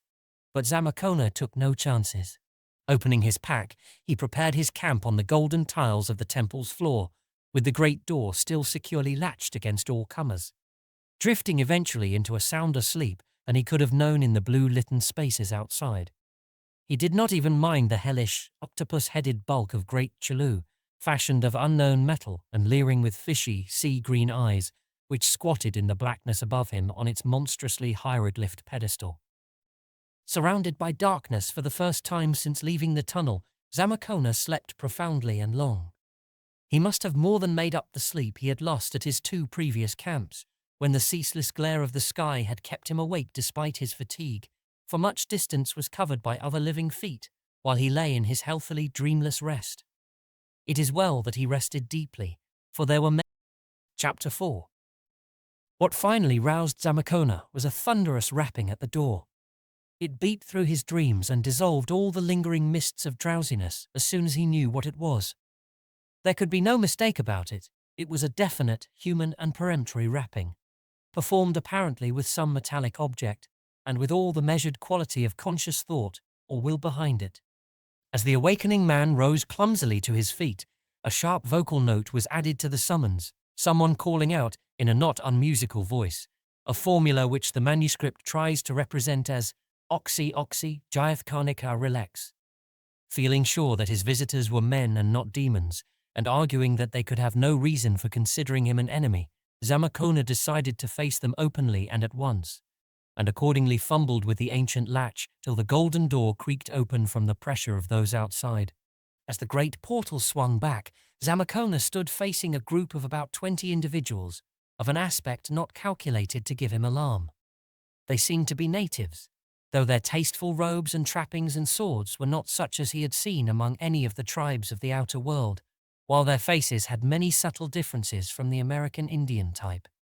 That they did not mean to be irresponsibly hostile was very clear, for instead of menacing him in any way, they merely probed him attentively and significantly with their eyes, as if they expected their gaze to open up some sort of communication. The longer they gazed, the more he seemed to know about them and their mission. For although no one had spoken since the vocal summons before the opening of the door, he found himself slowly realizing that they had come from the great city beyond the low hills, mounted on animals, and that they had been summoned by animals who had reported his presence. That they were not sure what kind of person he was or just where he had come from. but that they knew he must be associated with that dimly remembered outer world which they sometimes visited in curious dreams. How he read all this in the gaze of the 2 or 3 leaders he could not possibly explain, though he learned why a moment later. As it was, he attempted to address his visitors in the Wichita dialect he had picked up from Charging Buffalo, and after this failed to draw a vocal reply, he successively tried the Aztec, Spanish, French, and Latin tongues, adding as many scraps of lame Greek, Galician, and Portuguese, and of the Babel peasant patois of his native Asturias, as his memory could recall. But not even this polyglot array, his entire linguistic stock, could bring a reply in kind. When, however, he paused in perplexity, one of the visitors began speaking in an utterly strange and rather fascinating language whose sounds the Spaniard later had much difficulty in representing on paper. Upon his failure to understand this, the speaker pointed first to his own eyes, then to his forehead, and then to his eyes again, as if commanding the other to gaze at him in order to absorb what he wanted to transmit. Zamacona, obeying, found himself rapidly in possession of certain information. The people, he learned, conversed nowadays by means of unvocal radiations of thought.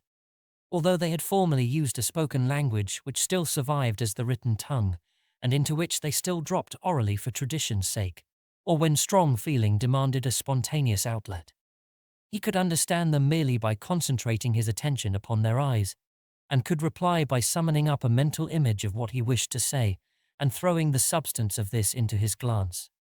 When the thought speaker paused, apparently inviting a response, Zamacona tried his best to follow the prescribed pattern, but did not appear to succeed very well. So he nodded and tried to describe himself and his journey by signs. He pointed upward, as if to the outer world, then closed his eyes and made signs as of a mole burrowing.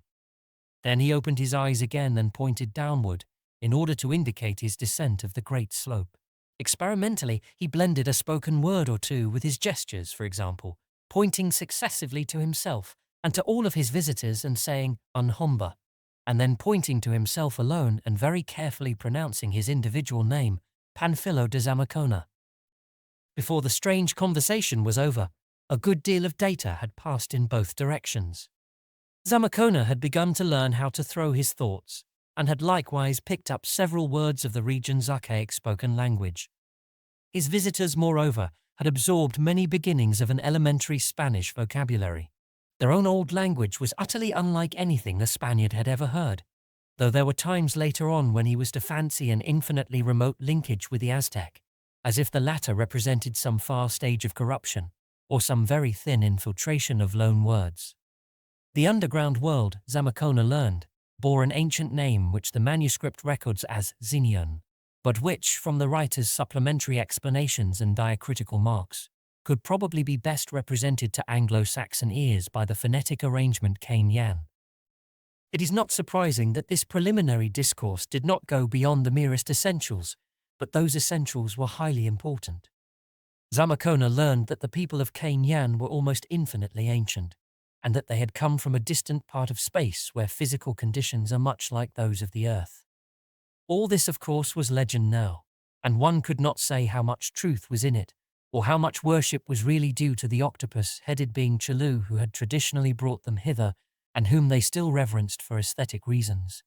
But they knew of the outer world, and were indeed the original stock who had peopled it as soon as its crust was fit to live on.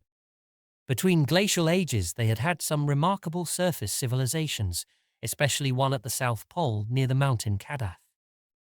At some time infinitely in the past, most of the outer world had sunk beneath the ocean, so that only a few refugees remained to bear the news to Cain-Yan.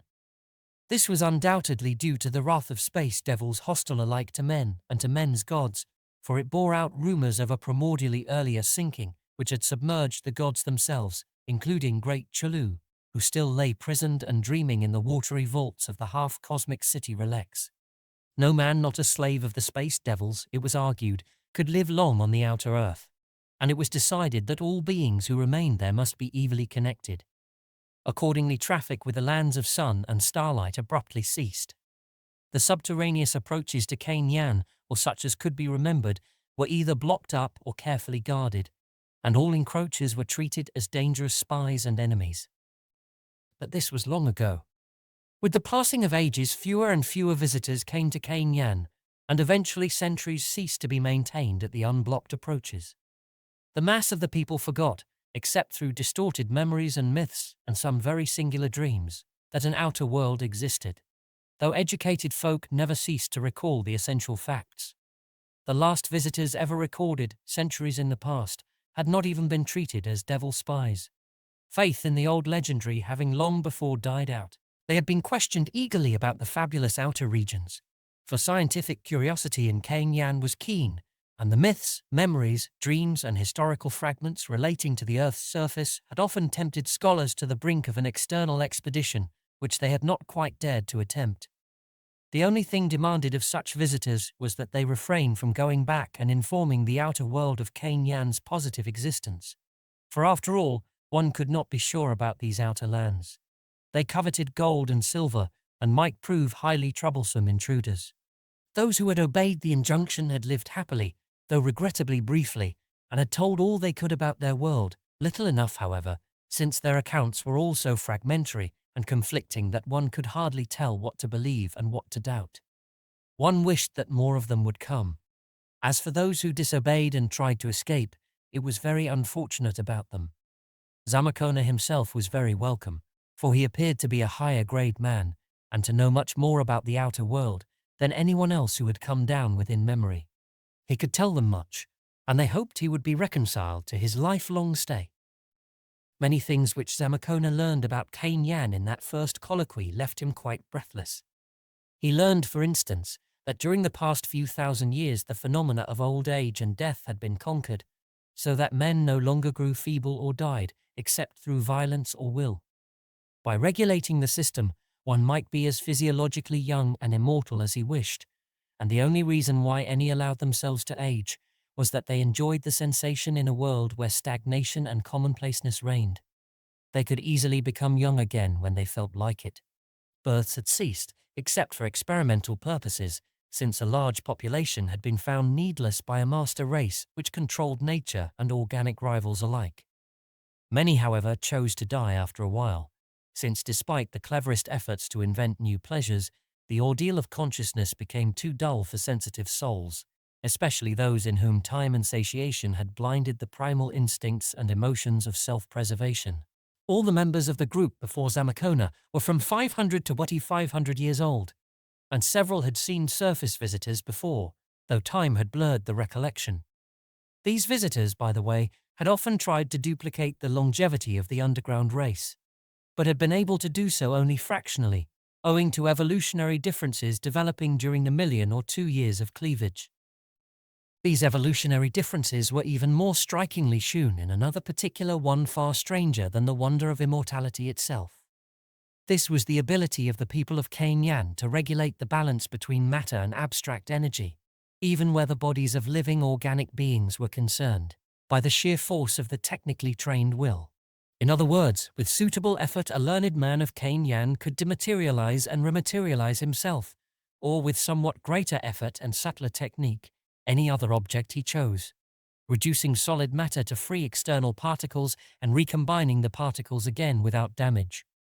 Had not Zamacona answered his visitor's knock when he did, he would have discovered this accomplishment in a highly puzzling way, for only the strain and bother of the process prevented the 20 men from passing bodily through the golden door without pausing for a summons. This art was much older than the art of perpetual life, and it could be taught to some extent, though never perfectly, to any intelligent person.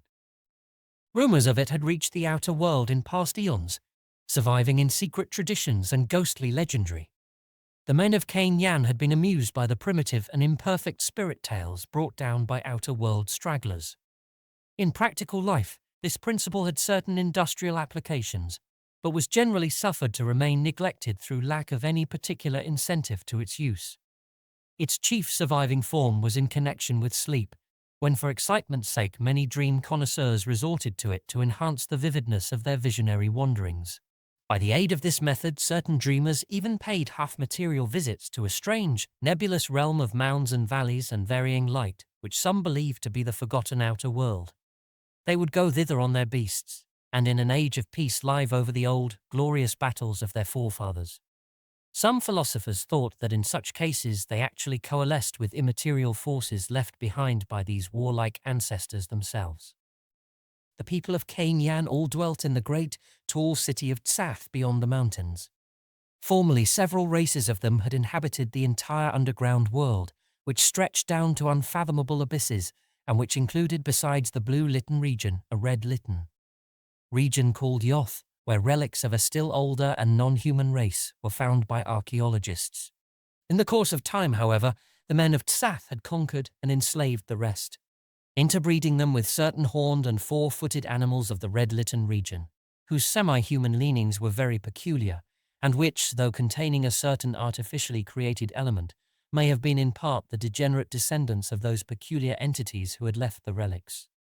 As eons passed and mechanical discoveries made the business of life extremely easy, a concentration of the people of Tsath took place, so that all the rest of Gyaa-yothns became relatively deserted. It was easier to live in one place, and there was no object in maintaining a population of overflowing proportions. Many of the old mechanical devices were still in use, though others had been abandoned when it was seen that they failed to give pleasure, or that they were not necessary for a race of reduced numbers whose mental force could govern an extensive array of inferior and semi-human industrial organisms. This extensive slave class was highly composite, being bred from ancient conquered enemies, from outer world stragglers, from dead bodies curiously galvanized into effectiveness, and from the naturally inferior members of the ruling race of Tsath. The ruling type itself had become highly superior through selective breeding and social evolution, the nation having passed through a period of idealistic industrial democracy which gave equal opportunities to all, and thus, by raising the naturally intelligent to power, drained the masses of all their brains and stamina. Industry being found fundamentally futile, except for the supplying of basic needs and the gratification of inescapable yearnings, had become very simple. Physical comfort was ensured by an urban mechanization of standardized and easily maintained pattern, and other elemental needs were supplied by scientific agriculture and stock raising. Long travel was abandoned, and people went back to using the horned half-human beasts instead of maintaining the profusion of gold, silver, and steel transportation machines which had once threaded land, water, and air. Zamacona could scarcely believe that such things had ever existed outside dreams, but was told he could see specimens of them in museums.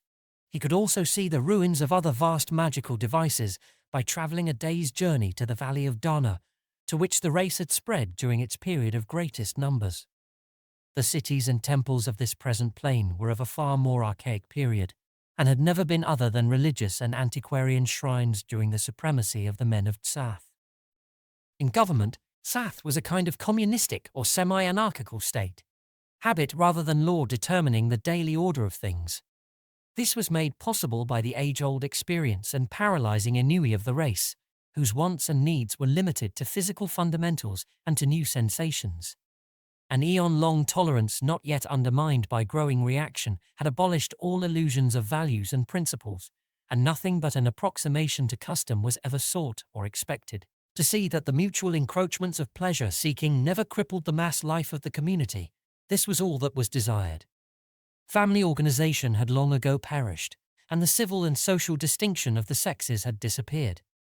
Daily life was organized in ceremonial patterns, with games, intoxication, torture of slaves, daydreaming, gastronomic and emotional orgies, religious exercises, exotic experiments, artistic and philosophical discussions, and the like as the principal occupations. Property, chiefly land, slaves, animals, shares in the common city enterprise of Tsath, and ingots of magnetic Tulu metal, the former universal money standard, was allocated on a very complex basis which included a certain amount equally divided among all the freemen.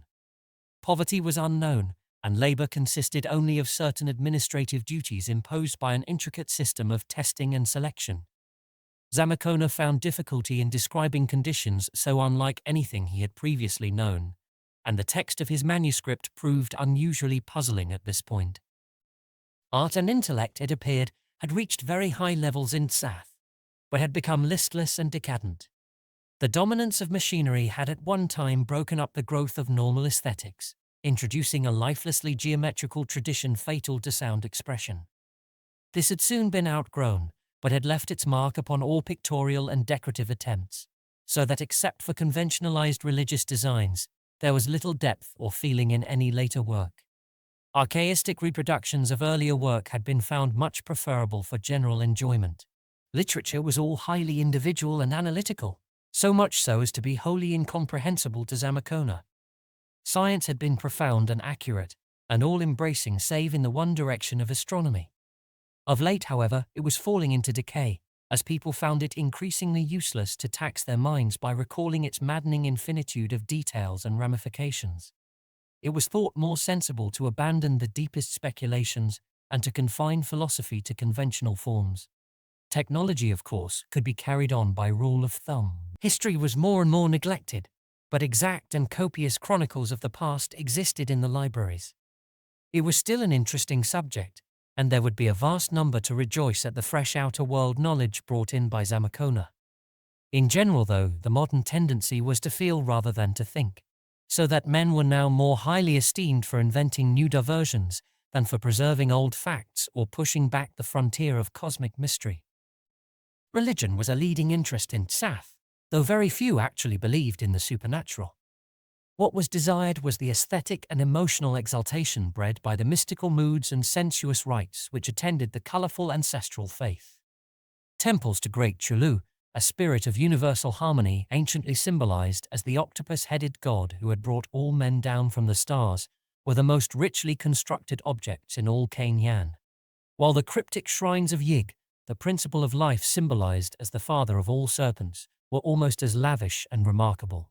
In time, Zamacona learned much of the orgies and sacrifices connected with this religion, but seemed piously reluctant to describe them in his manuscript. He himself never participated in any of the rites save those which he mistook for perversions of his own faith. Nor did he ever lose an opportunity to try to convert the people to that faith of the cross, which the Spaniards hoped to make universal. Prominent in the contemporary religion of Tsath was a revived and almost genuine veneration for the rare, sacred metal of Tulu, that dark, lustrous, magnetic stuff which was nowhere found in nature, but which had always been with men in the form of idols and hieratic implements. From the earliest times, any sight of it in its unalloyed form had impelled respect, while all the sacred archives and litanies were kept in cylinders wrought of its purest substance.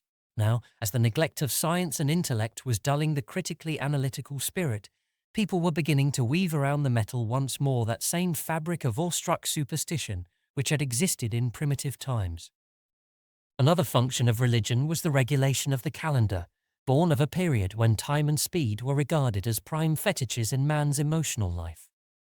Periods of alternate waking and sleeping, prolonged, abridged, and inverted as mood and convenience dictated, and timed by the tail beats of great Yig, the serpent, corresponded very roughly to terrestrial days and nights, though Zamacona's sensations told him they must actually be almost twice as long. The year unit, measured by Yig's annual shedding of his skin, was equal to about a year and a half of the outer world. Zamacona thought he had mastered this calendar very well when he wrote his manuscript, whence the confidently given date of 1545. But the document failed to suggest that his assurance in this matter was fully justified. As the spokesman of the Tsath party proceeded with his information, Zamacona felt a growing repulsion and alarm. It was not only what was told, but the strange, telepathic manner of telling, and the plain inference that return to the outer world would be impossible, that made the Spaniard wish he had never descended to this region of magic, abnormality, and decadence. But he knew that nothing but friendly acquiescence would do as a policy, hence decided to cooperate in all his visitors' plans and furnish all the information they might desire. They, on their part, were fascinated by the outer world data which he managed haltingly to convey. It was really the first draft of reliable surface information they had had since the refugees straggled back from Atlantis and Lemuria eons before, for all their subsequent emissaries from outside had been members of narrow and local groups without any knowledge of the world at large, Mayas, Toltecs, and Aztecs at best, and mostly ignorant tribes of the plains. Zamacona was the first European they had ever seen, and the fact that he was a youth of education and brilliancy made him of still more emphatic value as a source of knowledge. The visiting party showed their breathless interest in all he contrived to convey. and it was plain that his coming would do much to relieve the flagging interest of weary Tsath in matters of geography and history. The only thing which seemed to displease the men of Tsath was the fact that curious and adventurous strangers were beginning to pour into those parts of the upper world where the passages to Cain lay. Zamacona told them of the founding of Florida and New Spain, and made it clear that a great part of the world was stirring with the zest of adventure: Spanish, Portuguese, French, and English. Sooner or later Mexico and Florida must meet in one great colonial empire, and then it would be hard to keep outsiders from the rumored gold and silver of the abyss. Charging Buffalo knew of Zamacona's journey into the earth. Would he tell Coronado, or somehow let a report get to the great viceroy, when he failed to find the traveler at the promised meeting place? Alarm for the continued secrecy and safety of Cain showed in the faces of the visitors, and Zamacona absorbed from their minds the fact that from now on sentries would undoubtedly be posted once more at all the unblocked passages to the outside world which the men of Tsath. Chapter 5. The long conversation of Zamacona and his visitors took place in the green-blue twilight of the grove just outside the temple door.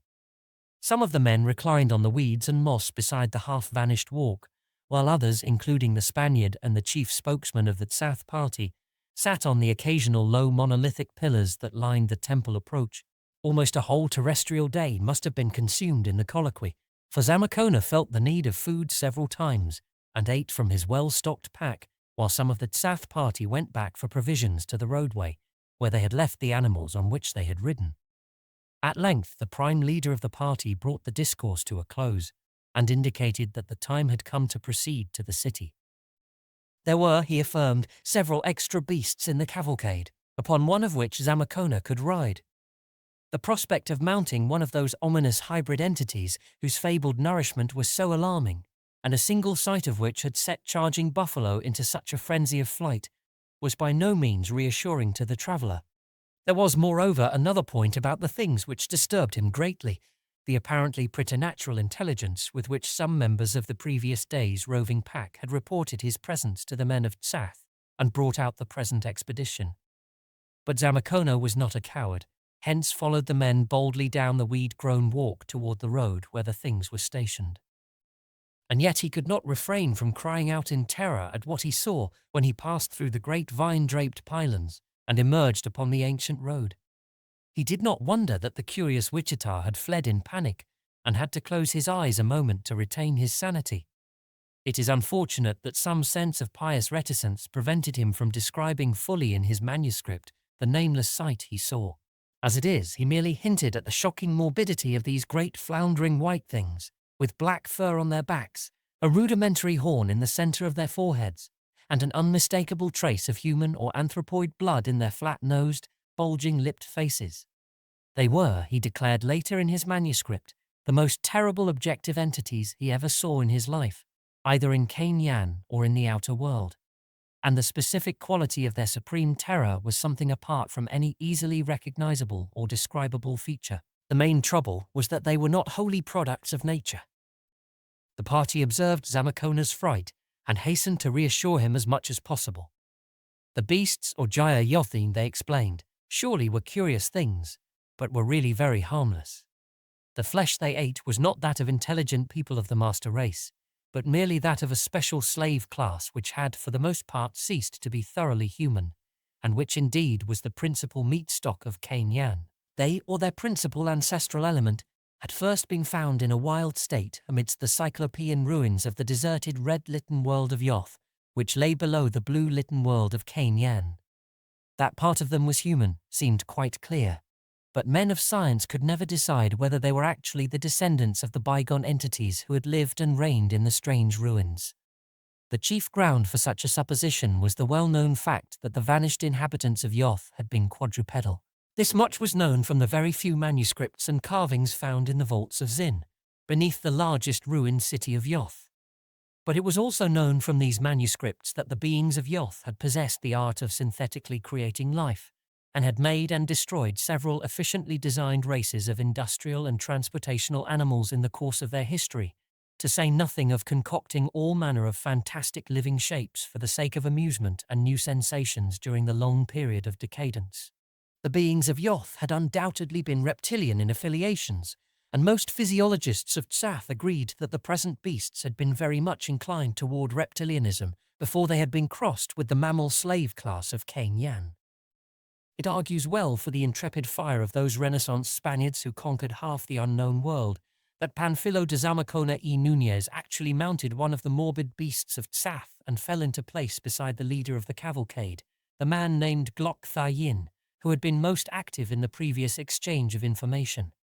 It was a repulsive business, but after all, the seat was very easy, and the gait of the clumsy Gyaa-yothn surprisingly even and regular. No saddle was necessary, and the animal appeared to require no guidance whatever. The procession moved forward at a brisk gait, stopping only at certain abandoned cities and temples about which Zamacona was curious, and which Gyaa-yothns was obligingly ready to display and explain. The largest of these towns, Bigra, was a marvel of finely wrought gold, and Zamacona studied the curiously ornate architecture with avid interest. Buildings tended toward height and slenderness, with roofs bursting into a multitude of pinnacles. The streets were narrow, curving, and occasionally picturesquely hilly, but Gyaa-yothns said that the later cities of Gyaa-yothns were far more spacious and regular in design. All these old cities of the plain showed traces of leveled walls, reminders of the archaic days when they had been successively conquered by the now dispersed armies of Tsath. There was one object along the route which Gyaa-yothns exhibited on his own initiative, even though it involved a detour of about a mile along a vine-tangled side path. This was a squat, plain temple of black basalt blocks without a single carving, and containing only a vacant onyx pedestal. The remarkable thing about it was its story, for it was a link with a fabled elder world compared to which even Cryptkeeper was a thing of yesterday. It had been built in imitation of certain temples depicted in the vaults of Zin, to house a very terrible black-toed idol found in the red-litten world and called Tsathoggua in the Gothic manuscripts. It had been a potent and widely worshipped god, and after its adoption by the people of Gyaa-yothns had lent its name to the city, which was later to become dominant in that region. Gothic legend said that it had come from a mysterious inner realm beneath the red-litten world, a black realm of peculiar sensed beings which had no light at all, but which had had great civilizations and mighty gods before ever the reptilian quadrupeds of Yoth had come into being. Many images of Tsathoggua existed in Yoth, all of which were alleged to have come from the black inner realm, and which were supposed by Yothic archaeologists to represent the eon-extinct race of that realm. The black realm called Enkai in the Yothic manuscripts had been explored as thoroughly as possible by these archaeologists, and singular stone troughs or burrows had excited infinite speculation. When the men of Gyaa-yothns discovered the red-litten world and deciphered its strange manuscripts, they took over the Tsathoggua cult and brought all the frightful toad images up to the land of blue light, housing them in shrines of Yoth-quarried basalt like the one Zamacona now saw. The cult flourished until it almost rivaled the ancient cults of Yig and Tulu, and one branch of the race even took it to the outer world, where the smallest of the images eventually found a shrine at Olathur, in the land of Loma near the Earth's North Pole. It was rumored that this outer world cult survived even after the Great Ice Sheet and the hairy Nofkes destroyed Loma, but of such matters not much was definitely known in Gyaa-yothns. In that world of blue light the cult came to an abrupt end, even though the name of Tsath was suffered to remain. What ended the cult was the partial exploration of the black realm of Enki beneath the red-litten world of Yoth.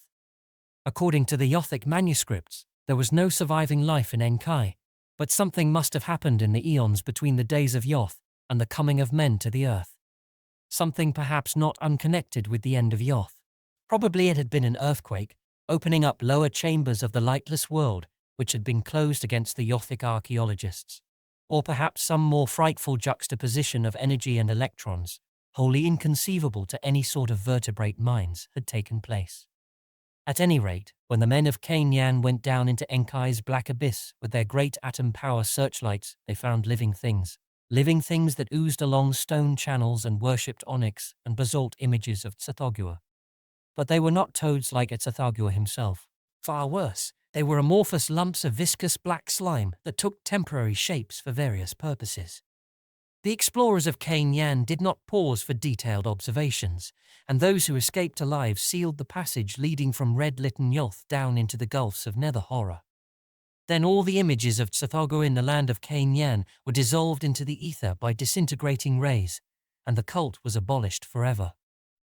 Eons later, when naive fears were outgrown and supplanted by scientific curiosity, the old legends of Tsathoggua and Enkai were recalled, and a suitably armed and equipped exploring party went down to Yoth to find the closed gate of the Black Abyss and see what might still lie beneath.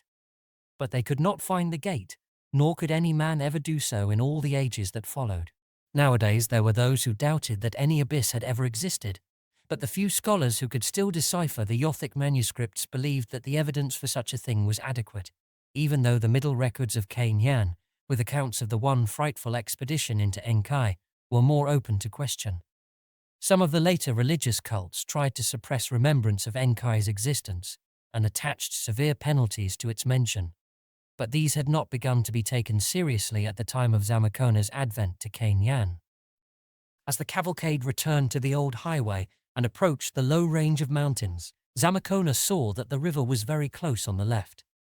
Somewhat later, as the terrain rose, the stream entered a gorge and passed through the hills, while the road traversed the gap at a rather higher level close to the brink. It was about this time that light rainfall came. Zamacona noticed the occasional drops and drizzle and looked up at the coruscating blue air, but there was no diminution of the strange radiance. Gyaa-yothns then told him that such condensations and precipitations of water vapor were not uncommon, and that they never dimmed the glare of the vault above. A kind of mist, indeed, always hung about the lowlands of Gyaa-yothns, and compensated for the complete absence of true clouds. The slight rise of the mountain pass enabled Zamacona, by looking behind, to see the ancient and deserted plain in panorama as he had seen it from the other side. He seems to have appreciated its strange beauty and to have vaguely regretted leaving it, for he speaks of being urged by Gyaa-yothns to drive his beast more rapidly. When he faced frontward again, he saw that the crest of the road was very near, the weed-grown way leading starkly up and ending against a blank void of blue light. The scene was undoubtedly highly impressive. A steep green mountain wall on the right, a deep river chasm on the left with another green mountain wall beyond it, and ahead, the churning sea of bluish coruscations into which the upward path dissolved. Then came the crest itself, and with it the world of Tsath outspread in a stupendous forward vista. Zamacona caught his breath at the great sweep of peopled landscape, for it was a hive of settlement and activity beyond anything he had ever seen or dreamed of.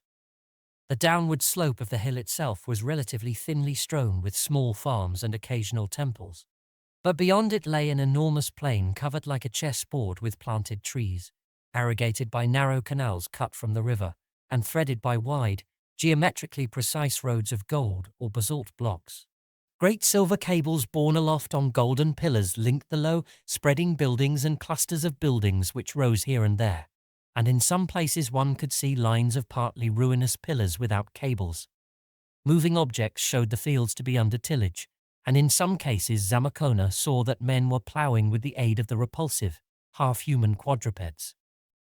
But most impressive of all was the bewildering vision of clustered spires and pinnacles, which rose afar off across the plain and shimmered flower-like and spectral in the coruscating blue light. At first Zamacona thought it was a mountain covered with houses and temples, like some of the picturesque hill cities of his own Spain, but a second glance showed him that it was not indeed such. It was a city of the plain, but fashioned of such heaven-reaching towers that its outline was truly that of a mountain. Above it hung a curious greyish haze, through which the blue light glistened and took added overtones of radiance from the million golden minarets. Glancing at Gyaa-yothns, Zamacona knew that this was the monstrous, gigantic, and omnipotent city of Tsath. As the road turned downward toward the plain, Zamacona felt a kind of uneasiness and sense of evil. He did not like the beast he rode, or the world that could provide such a beast, and he did not like the atmosphere that brooded over the distant city of Tsath. When the cavalcade began to pass occasional farms, the Spaniard noticed the forms that worked in the fields, and did not like their motions and proportions, or the mutilations he saw on most of them. Moreover, he did not like the way that some of these forms were herded in corrals, or the way they grazed on the heavy verdure. Gyaa-yothns indicated that these beings were members of the slave class, and that their acts were controlled by the master of the farm, who gave them hypnotic impressions in the morning of all they were to do during the day. As semi-conscious machines, their industrial efficiency was nearly perfect. Those in the corrals were inferior specimens, classified merely as livestock. Upon reaching the plain, Zamacona saw the larger farms and noted the almost human work performed by the repulsive horned Gyaa-yothn. He likewise observed the more man-like shapes that toiled along the furrows and felt a curious fright and disgust towards certain of them whose motions were more mechanical than those of the rest. These, Gyaa-yothn explained, were what men called the yembai, organisms which had died, but which had been mechanically reanimated for industrial purposes by means of atomic energy and thought power. The slave class did not share the immortality of the freemen of Tsath, so that with time the number of yembai had become very large. They were dog-like and faithful, but not so readily amenable to thought commands as were living slaves. Those which most repelled Zamacona were those whose mutilations were greatest, for some were wholly headless, while others had suffered singular and seemingly capricious subtractions, distortions, transpositions, and graftings in various places. The Spaniard could not account for this condition, but Gyaa-yothn made it clear that these were slaves who had been used for the amusement of the people in some of the vast arenas, for the men of Tsath were connoisseurs of delicate sensation, and required a constant supply of fresh and novel stimuli for their jaded impulses. Zamacona, though by no means squeamish, was not favourably impressed by what he saw and heard. Approached more closely, the vast metropolis became dimly horrible in its monstrous extent and inhuman height. Gyaa-yothn explained that the upper parts of the great towers were no longer used, and that many had been taken down to avoid the bother of maintenance. The plain around the original urban area was covered with newer and smaller dwellings, which in many cases were preferred to the ancient towers. From the whole mass of gold and stone, a monotonous roar of activity droned outward over the plain, while cavalcades and streams of wagons were constantly entering and leaving over the great gold or stone-paved roads. Several times Gyaa-yothn paused to show Zamacona some particular object of interest, especially the temples of Yig, Tulu, Nug, Yeb, and the not-to-be-named one which lined the road at infrequent intervals, each in its embowering grove according to the custom of Gyaa-yothn. These temples, unlike those of the deserted plain beyond the mountains, were still in active use, large parties of mounted worshippers coming and going in constant streams. Gyaa-yothn took Zamacona into each of them, and the Spaniard watched the subtle orgiastic rites with fascination and repulsion. The ceremonies of Nug and Yeb sickened him, especially so much indeed that he refrained from describing them in his manuscript.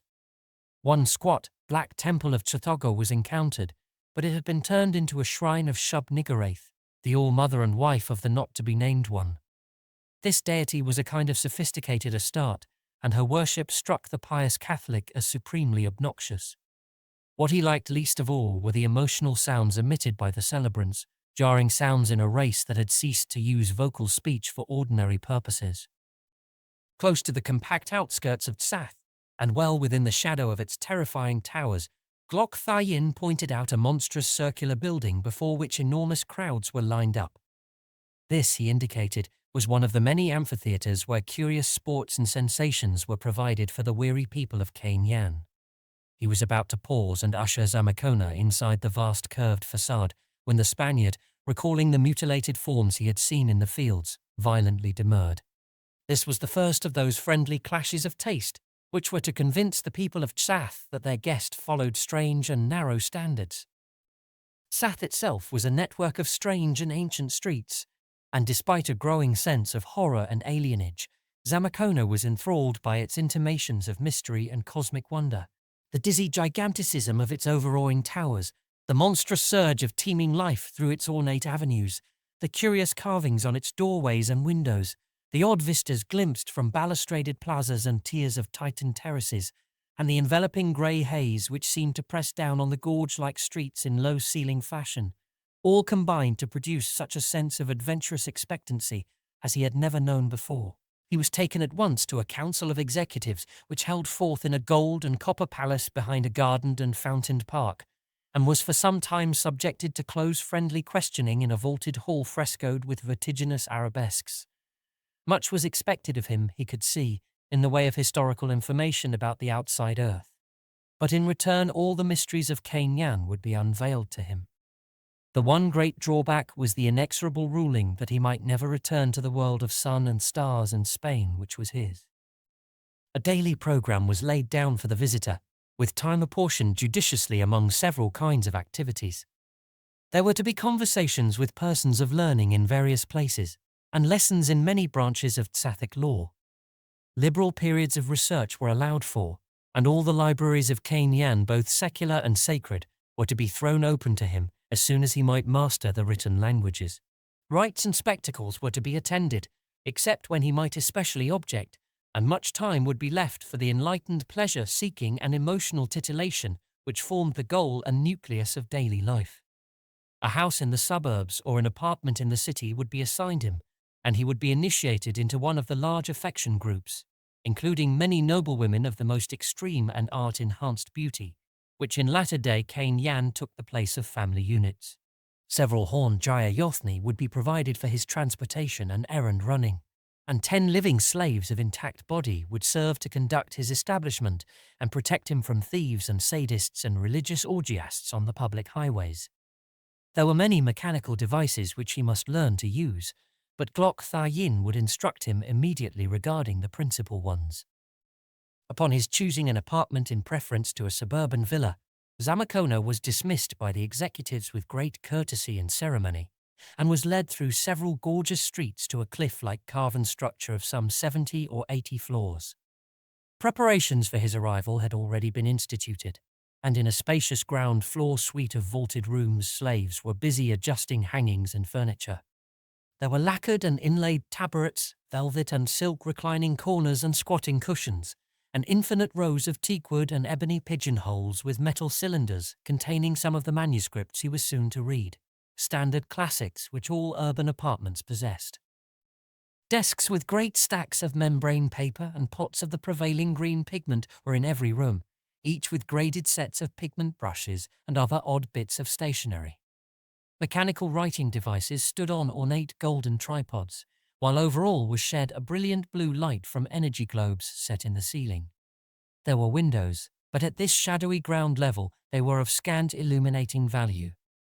In some of the rooms were elaborate baths, while the kitchen was a maze of technical contrivances. Supplies were brought, Zamacona was told, through the network of underground passages which lay beneath Tsath, and which had once accommodated curious mechanical transports. There was a stable on that underground level for the beasts, and Zamacona would presently be shown how to find the nearest runway to the street. Before his inspection was finished, the permanent staff of slaves arrived and were introduced, and shortly afterward there came some half-dozen freemen and noblewomen of his future affection group, who were to be his companions for several days, contributing what they could to his instruction and amusement.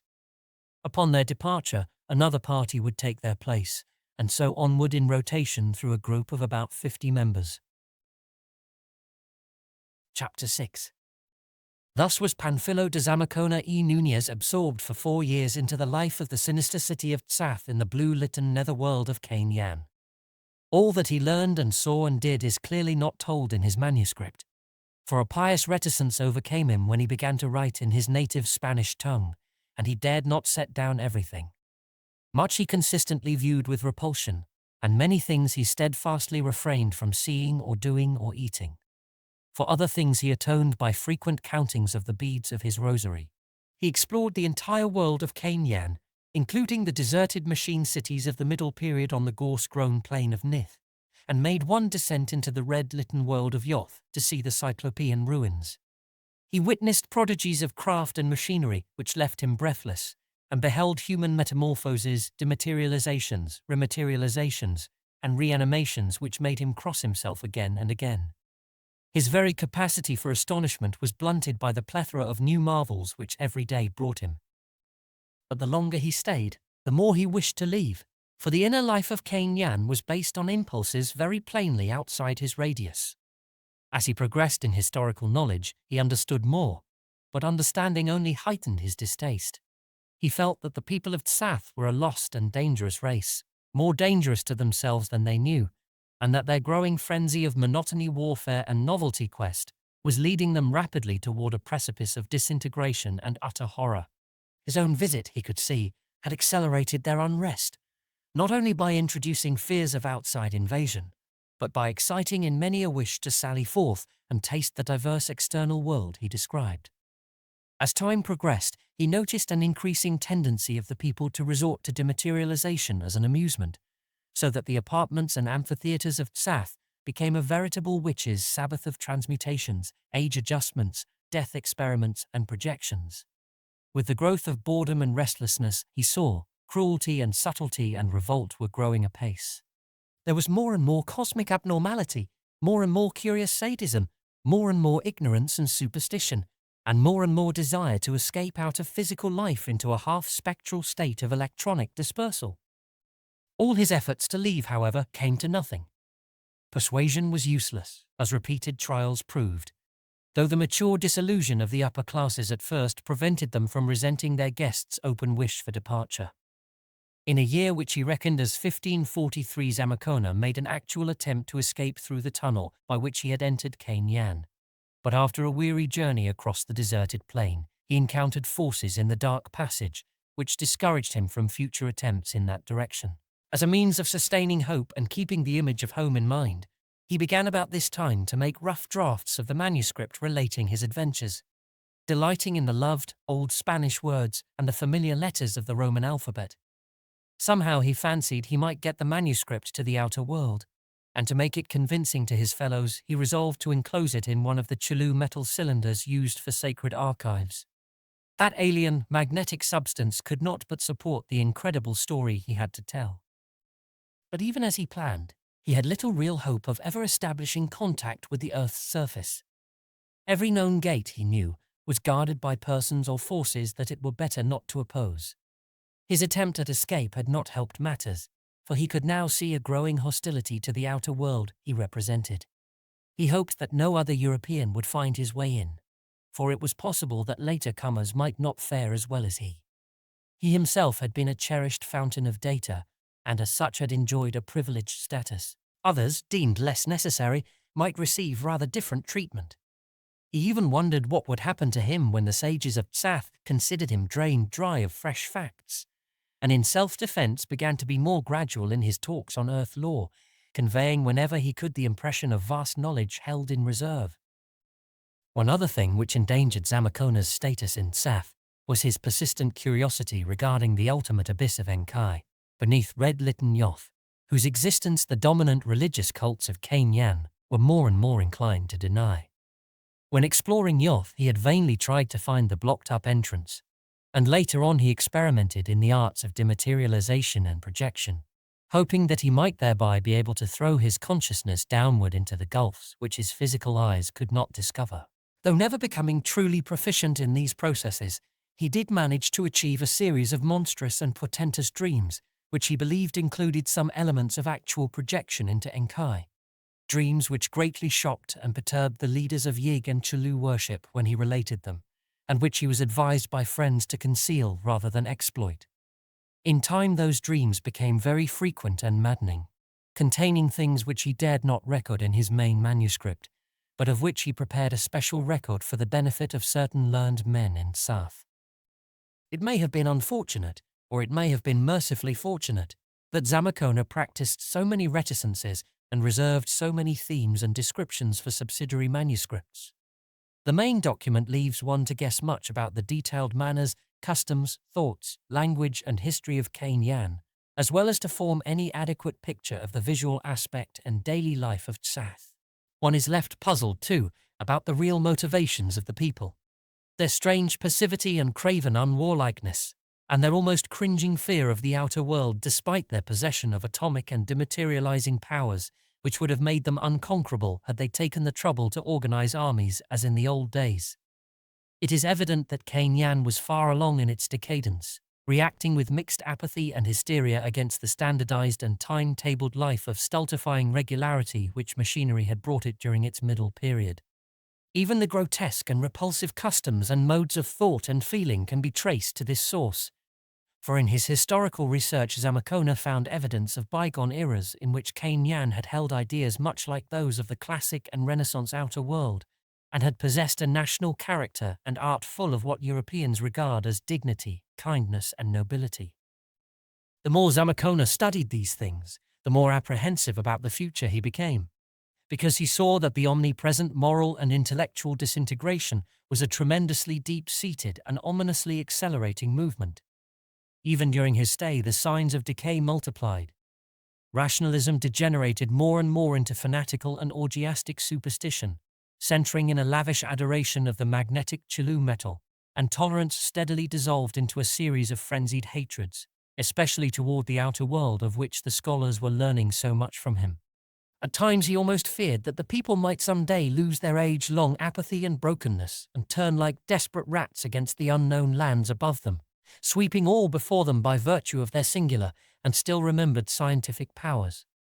But for the present they fought their boredom and sense of emptiness in other ways, multiplying their hideous emotional outlets and increasing the mad grotesqueness and abnormality of their diversions. The arenas of Tsath must have been accursed and unthinkable places. Zamacona never went near them, and what they would be in another century, or even in another decade, he did not dare to think. The pious Spaniard crossed himself and counted his beads more often than usual in those days. In the year 1545, as he reckoned it, Zamacona began what may well be accepted as his final series of attempts to leave Gyaa-yothns. His fresh opportunity came from an unexpected source, a female of his affection group who conceived for him a curious individual infatuation based on some hereditary memory of the days of monogamous wedlock in Tsath. Over this female, a noblewoman of moderate beauty and of at least average intelligence named Tsath, Zamacona acquired the most extraordinary influence, finally inducing her to help him in an escape, under the promise that he would let her accompany him. Chance proved a great factor in the course of events, for Tsath came of a primordial family of gate lords who had retained oral traditions of at least one passage to the outer world, which the mass of people had forgotten even at the time of the Great Closing. A passage to a mound on the level plains of earth, which had, in consequence, never been sealed up or guarded. She explained that the primordial gate lords were not guards or sentries, but merely ceremonial and economic proprietors, half-feudal and baronial in status, of an era preceding the severance of surface relations. Her own family had been so reduced at the time of the closing that their gate had been wholly overlooked, and they had ever afterward preserved the secret of its existence as a sort of hereditary secret, a source of pride, and of a sense of reserve power, to offset the feeling of vanished wealth and influence which so constantly irritated them. Zamacona, now working feverishly to get his manuscript into final form in case anything should happen to him, decided to take with him on his outward journey only 5 beast loads of unalloyed gold in the form of the small ingots used for minor decorations. Enough, he calculated, to make him a personage of unlimited power in his own world. He had become somewhat hardened to the sight of the monstrous Gyaa-yothns during his 4 years of residence in Tsath, hence did not shrink from using the creatures. Yet he resolved to kill and bury them and cache the gold as soon as he reached the outer world, since he knew that even a glimpse of one of the things would drive any ordinary American Indian mad. Later he could arrange for a suitable expedition to transport the treasure to Mexico. Tsath he would perhaps allow to share his fortunes, for she was by no means unattractive, though possibly he would arrange for her sojourn amongst the plains natives, since he was not over-anxious to preserve links with the manner of life in Tsath. For a wife, of course, he would choose a lady of Spain, or at worst, an American Indian princess of normal outer world descent and a regular and approved past. But for the present Tsath must be used as a guide. The manuscript he would carry on his own person, encased in a book cylinder of the sacred and magnetic Tulu metal. The expedition itself is described in the addendum to Zamacona's manuscript, written later, and in a hand showing signs of nervous strain. It set out amidst the most careful precautions, choosing a rest period and proceeding as far as possible along the faintly lighted passages beneath the city. Zamacona and Tsath, disguised in slaves' garments, bearing provision knapsacks, and leading the 5 laden beasts on foot, were readily taken for commonplace workers, and they clung as long as possible to the subterranean way, using a long and little frequented branch which had formerly conducted the mechanical transports to the now ruined suburb of Elthar. Amidst the ruins of Elthar they came to the surface, thereafter passing as rapidly as possible over the deserted, blue-litten plain of Nith toward the Gyaa-yothns range of low hills. There, amidst the tangled underbrush, Tila-yub found the long-disused and half-fabulous entrance to the forgotten tunnel, a thing she had seen but once before, eons in the past, when her father had taken her thither to show her this monument to their family pride. It was hard work getting the laden Gyaa-yothn to scrape through the obstructing vines and briars, and one of them displayed a rebelliousness destined to bear dire consequences, bolting away from the party and loping back toward Tsath on its detestable pads, golden burden and all. It was nightmare work burrowing by the light of blue ray torches upward, downward, forward and upward again through a dank, choked tunnel that no foot had trodden since ages before the sinking of Atlantis. And at one point Tila-yub had to practice the fearsome art of dematerialization on herself, Zamacona, and the laden beasts in order to pass a point wholly clogged by shifting earth strata. It was a terrible experience for Zamacona, for although he had often witnessed dematerialization in others, and even practiced it himself to the extent of dream projection, he had never been fully subjected to it before. But Tila-yub was skilled in the arts of Cain-yan, and accomplished the double metamorphosis in perfect safety. Thereafter they resumed the hideous burrowing through stalactited crypts of horror, where monstrous carvings leered at every turn, alternately camping and advancing for a period which Zamacona reckoned as about 3 days, but which was probably less. At last they came to a very narrow place where the natural or only slightly hewn cave walls gave place to walls of wholly artificial masonry, carved into terrible bas-reliefs. These walls, after about a mile of steep ascent, ended with a pair of vast niches, one on each side, in which monstrous, niter-encrusted images of Yig and Cthulhu squatted, glaring at each other across the passage as they had glared since the earliest youth of the human world. At this point, the passage opened into a prodigious vaulted and circular chamber of human construction, wholly covered with horrible carvings and revealing at the farther end an arched passageway with the foot of a flight of steps. Tila-yub knew from family tales that this must be very near the earth's surface, but she could not tell just how near. Here the party camped for what they meant to be their last rest period in the subterraneous world. It must have been hours later that the clank of metal and the padding of beasts' feet awakened Zamacona and Tila-yub. A bluish glare was spreading from the narrow passage between the images of Yig and Cthulhu, and in an instant the truth was obvious. An alarm had been given at Tsath, as was later revealed, by the returning Gyaa-yothn, which had rebelled at the briar-choked tunnel entrance, and a swift party of pursuers had come to arrest the fugitives. Resistance was clearly useless, and none was offered. The party of 12 beast riders proved studiously polite, and the return commenced almost without a word or thought message on either side. It was an ominous and depressing journey, and the ordeal of dematerialization and rematerialization at the choked place was all the more terrible because of the lack of that hope and expectancy which had palliated the process on the outward trip. Zamacona heard his captors discussing the imminent clearing of this choked place by intensive radiations, since henceforward sentries must be maintained at the hitherto unknown outer portal. It would not do to let outsiders get within the passage, for then any who might escape without due treatment would have a hint of the vastness of the inner world, and would perhaps be curious enough to return in greater strength. As with the other passages since Zamacona's coming, sentries must be stationed all along, as far as the very outermost gate. Sentries drawn from amongst all the slaves, the dead alive yem-by, or the class of discredited freemen.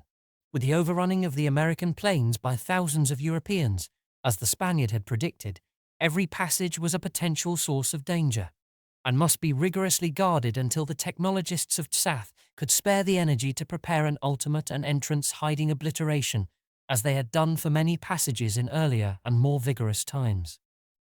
Zamacona and Tila-yub were tried before 3 Nehan of the Supreme Tribunal in the gold and copper palace behind the gardened and fountained park, and the Spaniard was given his liberty because of the vital outer world information he still had to impart. He was told to return to his apartment and to his affection group, taking up his life as before and continuing to meet deputations of scholars according to the latest schedule he had been following.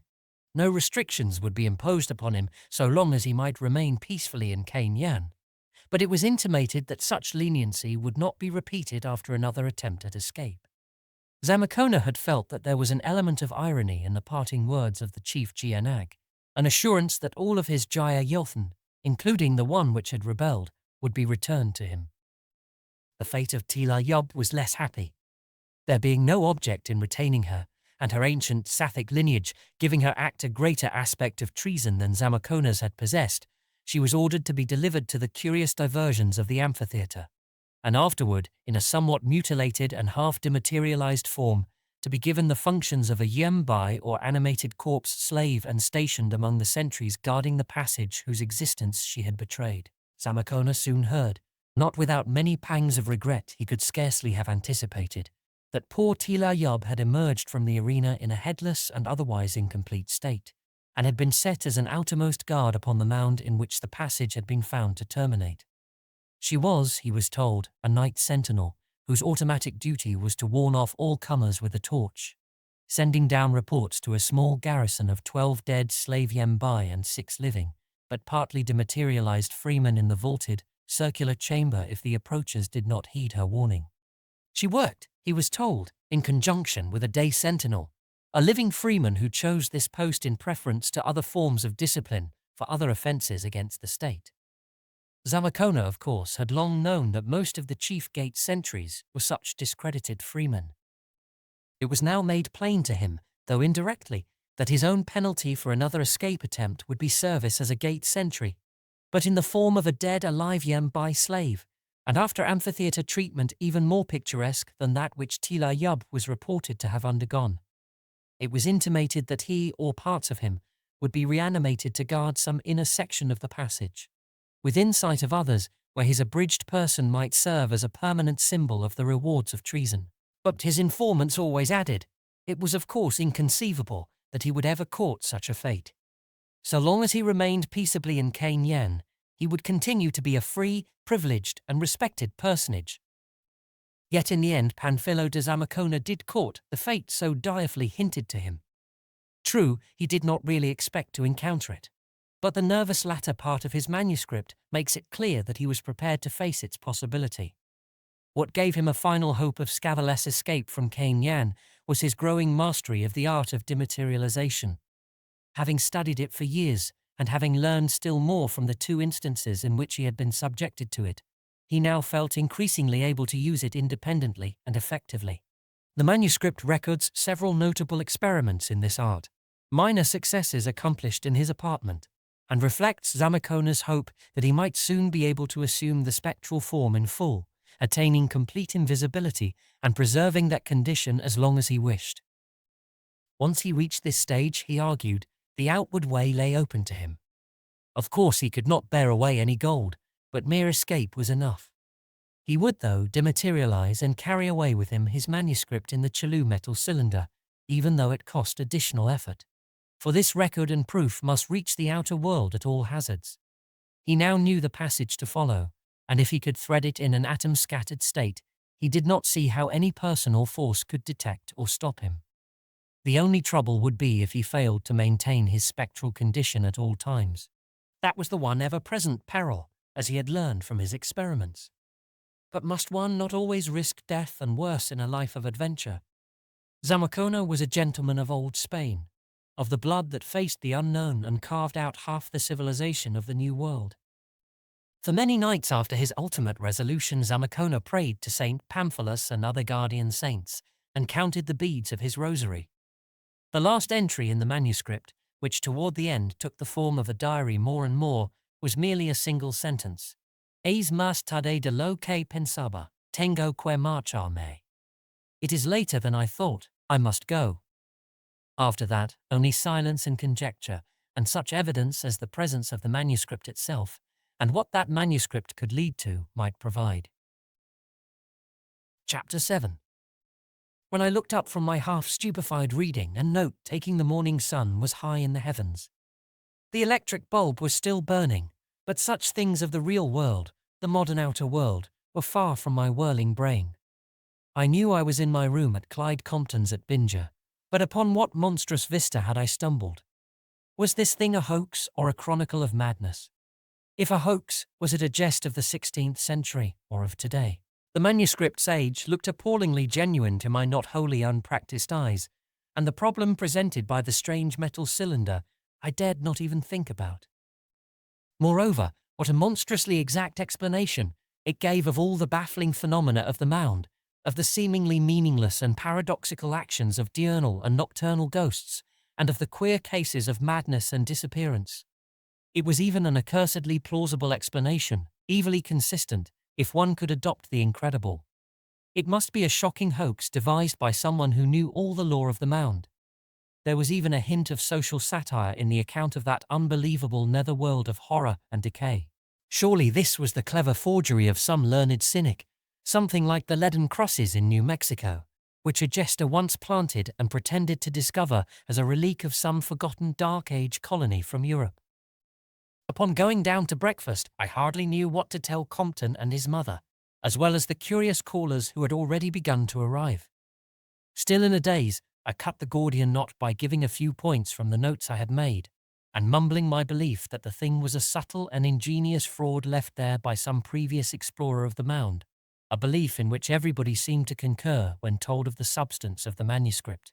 It is curious how all that breakfast group, and all the others in Binja to whom the discussion was repeated, seemed to find a great clearing of the atmosphere in the notion that somebody was playing a joke on somebody. For the time we all forgot that the known recent history of the mound presented mysteries as strange as any in the manuscript, and as far from acceptable solution as ever. The fears and doubts began to return when I asked for volunteers to visit the mound with me. I wanted a larger excavating party, but the idea of going to that uncomfortable place seemed no more attractive to the people of Binja than it had seemed on the previous day. I myself felt a mounting horror upon looking toward the mound and glimpsing the moving speck, which I knew was the daylight sentinel. For in spite of all my skepticism, the morbidities of that manuscript stuck by me, and gave everything connected with the place a new and monstrous significance. I absolutely lacked the resolution to look at the moving speck with my binoculars. Instead, I set out with the kind of bravado we display in nightmares, when, knowing we are dreaming, we plunge desperately into still thicker horrors, for the sake of having the whole thing over the sooner. My pick and shovel were already out there, so I had only my handbag of smaller paraphernalia to take. Into this I put the strange cylinder and its contents, feeling vaguely that I might possibly find something worth checking up with some part of the green-lettered Spanish text. Even a clever hoax might be founded on some actual attribute of the mound which a former explorer had discovered, and that magnetic metal was damnably odd. Grey Eagle's cryptic talisman still hung from its leathern cord around my neck. I did not look very sharply at the mound as I walked toward it, but when I reached it, there was nobody in sight. Repeating my upward scramble of the previous day, I was troubled by thoughts of what might lie close at hand if, by any miracle, any part of the manuscript were actually half true. In such a case, I could not help reflecting, the hypothetical Spaniard Zamacona must have barely reached the outer world when overtaken by some disaster, perhaps an involuntary rematerialization. He would naturally, in that event, have been seized by whichever sentry happened to be on duty at the time, either the discredited freeman, or, as a matter of supreme irony, the very Tila Yub who had planned and aided his first attempt at escape, and in the ensuing struggle, the cylinder with the manuscript might well have been dropped on the mound's summit, to be neglected and gradually buried for nearly 4 centuries. But I added as I climbed over the crest, one must not think of extravagant things like that. Still, if there were anything in the tale, it must have been a monstrous fate to which Zamacona had been dragged back. The amphitheatre, mutilation, duty somewhere in the dank, nitrous tunnel as a dead-alive slave, a maimed corpse fragment as an automatic interior sentry. It was a very real shock which chased this morbid speculation from my head, for upon glancing around the elliptical summit, I saw at once that my pick and shovel had been stolen. This was a highly provoking and disconcerting development, baffling too in view of the seeming reluctance of all the Binja folk to visit the mound. Was this reluctance a pretended thing, and had the jokers of the village been chuckling over my coming discomfiture as they solemnly saw me off 10 minutes before? I took out my binoculars and scanned the gaping crowd at the edge of the village. No, they did not seem to be looking for any comic climax. Yet was not the whole affair at bottom a colossal joke in which all the villagers and reservation people were concerned, legends, manuscript, cylinder and all? I thought of how I had seen the sentry from a distance, and then found him unaccountably vanished. thought also of the conduct of old Grey Eagle, of the speech and expressions of Compton and his mother, and of the unmistakable fright of most of the Binger people. On the whole, it could not very well be a village-wide joke. The fear and the problem were surely real, though obviously there were one or two jesting daredevils in Binger who had stolen out to the mound and made off with the tools I had left. Everything else on the mound was as I had left it, brush cut by my machete, slight, bowl-like depression toward the north end, and the hole I had made with my trench knife in digging up the magnetism-revealed cylinder. Deeming it too great a concession to the unknown jokers to return to Binger for another pick and shovel, I resolved to carry out my program as best I could with the machete and trench knife in my handbag. So extracting these, I set to work excavating the bowl-like depression which my eye had picked as the possible site of a former entrance to the mound. As I proceeded, I felt again the suggestion of a sudden wind blowing against me which I had noticed the day before, a suggestion which seemed stronger and still more reminiscent of unseen, formless opposing hands laid on my wrists as I cut deeper and deeper through the root-tangled red soil and reached the exotic black loam beneath.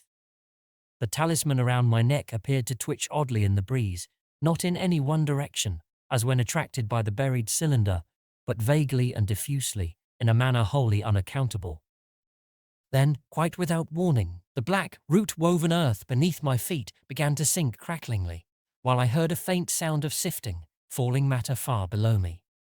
The obstructing wind or forces or hands now seemed to be operating from the very seat of the sinking, and I felt that they aided me by pushing as I leaped back out of the hole to avoid being involved in any cave-in. Bending down over the brink and hacking at the mold-caked root tangle with my machete, I felt that they were against me again, but at no time were they strong enough to stop my work. The more roots I severed, the more falling matter I heard below. Finally, the hole began to deepen of itself toward the center, and I saw that the earth was sifting down into some large cavity beneath, so as to leave a good-sized aperture when the roots that had bound it were gone. A few more hacks of the machete did the trick, and with a parting cave-in and uprush of curiously chill and alien air, the last barrier gave way. Under the morning sun yawned a huge opening at least 3 feet square, and showing the top of a flight of stone steps down which the loose earth of the collapse was still sliding. My quest had come to something at last. With an elation of accomplishment almost overbalancing fear for the non-see, I replaced the trench knife and machete in my handbag, took out my powerful electric torch, and prepared for a triumphant, lone, and utterly rash invasion of the fabulous netherworld I had uncovered. It was rather hard getting down the first few steps, both because of the fallen earth which had choked them, and because of a sinister up-pushing of a cold wind from below. The talisman around my neck swayed curiously, and I began to regret the disappearing square of daylight above me. The electric torch showed dank, water-stained, and salt-encrusted walls fashioned of huge basalt blocks, and now and then I thought I descried some trace of carving beneath the nitrous deposits. I gripped my handbag more tightly and was glad of the comforting weight of the sheriff's heavy revolver in my right-hand coat pocket. After a time the passage began to wind this way and that, and the staircase became free from obstructions. Carvings on the walls were now definitely traceable, and I shuddered when I saw how clearly the grotesque figures resembled the monstrous bas-reliefs on the cylinder I had found. Winds and forces continued to blow malevolently against me, and at 1 or 2 bends I half fancied the torch gave glimpses of thin, transparent shapes not unlike the sentinel on the mound as my binoculars had showed him. When I reached this stage of visual chaos, I stopped for a moment to get a grip on myself. It would not do to let my nerves get the better of me at the very outset of what would surely be a trying experience, and the most important archaeological feat of my career. But I wished I had not stopped at just that place, for the act fixed my attention on something profoundly disturbing. It was only a small object lying close to the wall on one of the steps below me, but that object was such as to put my reason to a severe test and bring up a line of the most alarming speculations. That the opening above me had been closed against all material forms for generations was utterly obvious from the growth of shrub roots and accumulation of drifting soil. Yet the object before me was most distinctly not many generations old, for it was an electric torch much like the one I now carried, warped and encrusted in the tomb-like dampness, but none the less perfectly unmistakable. I descended a few steps and picked it up, wiping off the evil deposits on my rough coat. One of the nickel bands bore an engraved name and address, and I recognized it with a start the moment I made it out. It read, Jas C. Williams, 17 Trowbridge Street, Cambridge, Massachusetts, and I knew that it had belonged to one of the two daring college instructors who had disappeared on June 28, 1915. Only 13 years ago, and yet I had just broken through the sod of centuries. How had the thing got there? Another entrance? Or was there something after all in this mad idea of dematerialization and rematerialization? Doubt and horror grew upon me as I wound still farther down the seemingly endless staircase. Would the thing never stop? The carvings grew more and more distinct, and assumed a narrative pictorial quality, which brought me close to panic as I recognized many unmistakable correspondences with the history of Gyaa-yothns as sketched in the manuscript now resting in my handbag. For the first time I began seriously to question the wisdom of my descent, and to wonder whether I had not better return to the upper air before I came upon something which would never let me return as a sane man. But I did not hesitate long, for as a Virginian I felt the blood of ancestral fighters and gentlemen adventurers pounding a protest against retreat from any peril known or unknown. My descent became swifter rather than slower, and I avoided studying the terrible bas-reliefs and intaglios that had unnerved me. All at once I saw an arched opening ahead, and realized that the prodigious staircase had ended at last. But with that realization came horror in mounting magnitude, for before me there yawned a vast vaulted crypt of all too familiar outline, a great circular space answering in every least particular to the carving-lined chamber described in the Zamacona manuscript. It was indeed the place. There could be no mistake, and if any room for doubt yet remained, that room was abolished by what I saw directly across the great vault. It was a second arched opening, commencing a long, narrow passage, and having at its mouth two huge opposite niches bearing loathsome and titanic images of shockingly familiar pattern. There in the dark, unclean Yig and hideous Tulu squatted eternally, glaring at each other across the passage as they had glared since the earliest youth of the human world. From this point onward, I ask no credence for what I tell, for what I think I saw. It is too utterly unnatural, too utterly monstrous and incredible to be any part of sane human experience or objective reality. My torch, though casting a powerful beam ahead, naturally could not furnish any general illumination of the Cyclopean crypt, so I now began moving it about to explore the giant walls little by little. As I did so, I saw to my horror that the space was by no means vacant, but was instead littered with odd furniture and utensils and heaps of packages which bespoke a populous recent occupancy, no nitrous relics of the past, but queerly shaped objects and supplies in modern, everyday use. As my torch rested on each article or group of articles, however, the distinctness of the outlines soon began to grow blurred, until in the end I could scarcely tell whether the things belonged to the realm of matter or to the realm of spirit. All this while the adverse winds blew against me with increasing fury, and the unseen hands plucked malevolently at me and snatched at the strange magnetic talisman I wore. Wild conceits surged through my mind. I thought of the manuscript and what it said about the garrison stationed in this place, 12 dead slave Yembai and 6 living, but partly dematerialized freemen. That was in 1545, 383 years ago. What since then? Zamacona had predicted change. Subtle disintegration, more dematerialization, weaker and weaker. Was it Grey Eagle's talisman that held them at bay, their sacred Tulu metal? And were they feebly trying to pluck it off so that they might do to me what they had done to those who had come before? It occurred to me with shuddering force that I was building my speculations out of a full belief in the Zamacona manuscript. This must not be. I must get a grip on myself. But curse it, every time I tried to get a grip, I saw some fresh sight to shatter my poise still further. This time, just as my willpower was driving the half-seen paraphernalia into obscurity, my glance and torch beam had to light on two things of very different nature, two things of the eminently real and sane world. Yet they did more to unseat my shaky reason than anything I had seen before, because I knew what they were, and knew how profoundly, in the course of nature, they ought not to be there. They were my own missing pick and shovel, side by side, and leaning neatly against the blasphemously carved wall of that hellish crypt. God in heaven, and I had babbled to myself about daring jokers from Binja. That was the last straw. After that, the cursed hypnotism of the manuscript got at me, and I actually saw the half-transparent shapes of the things that were pushing and plucking. Pushing and plucking, those leprous Paleogean things with something of humanity still clinging to them, the complete forms, and the forms that were morbidly and perversely incomplete. All these and hideous other entities, the four-footed blasphemies with ape-like face and projecting horn, and not a sound so far in all that nitrous hell of inner earth. Then there was a sound, a flopping, a padding, a dull, advancing sound which heralded beyond question a being as structurally material as the pickaxe and the shovel, something wholly unlike the shadow shapes that ringed me in, yet equally remote from any sort of life as life is understood on the earth's wholesome surface. My shattered brain tried to prepare me for what was coming, but could not frame any adequate image. I could only say over and over again to myself, "It is of the abyss, but it is not dematerialized."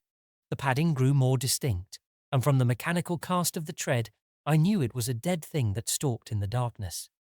Then, oh God, I saw it in the full beam of my torch, saw it framed like a sentinel in the narrow passage between the nightmare idols of the serpent Yig and the octopus Tulu.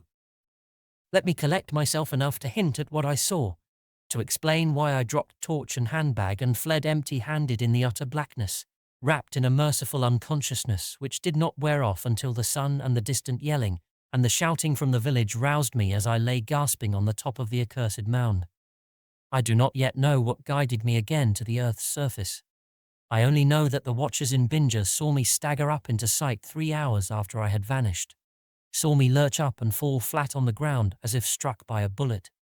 None of them dared to come out and help me, but they knew I must be in a bad state, so tried to rouse me as best they could by yelling in chorus and firing off revolvers. It worked in the end, and when I came to, I almost rolled down the side of the mound in my eagerness to get away from that black aperture which still yawned open. My torch and tools and the handbag with the manuscript were all down there, but it is easy to see why neither I nor anyone else ever went after them. When I staggered across the plain and into the village, I dared not tell what I had seen. I only muttered vague things about carvings and statues and snakes and shaken nerves, and I did not faint again until somebody mentioned that the ghost sentinel had reappeared about the time I had staggered halfway back to town.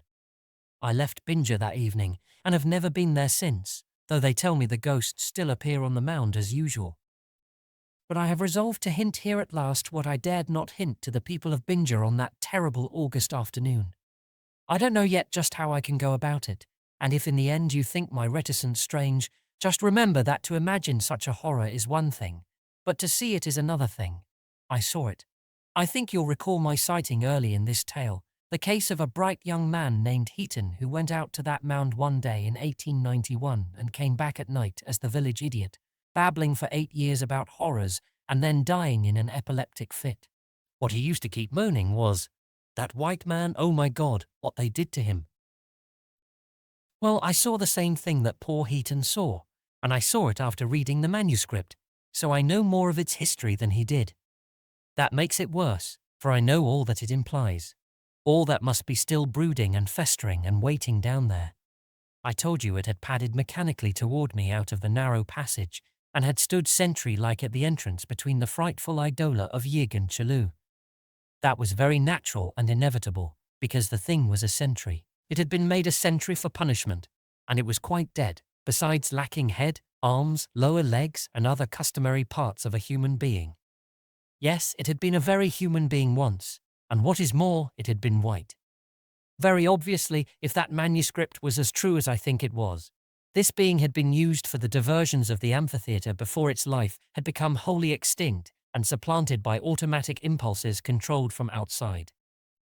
On its white and only slightly hairy chest some letters had been gashed or branded. I had not stopped to investigate, but had merely noted that they were in an awkward and fumbling Spanish. An awkward Spanish implying a kind of ironic use of the language by an alien inscriber familiar neither with the idiom nor the Roman letters used to record it. The inscription had read, "Secuestrado a la voluntad de Zinion en el cuerpo decapitado de Tila Yub," seized by the will of Cain Yan in the headless body of Tila Yub.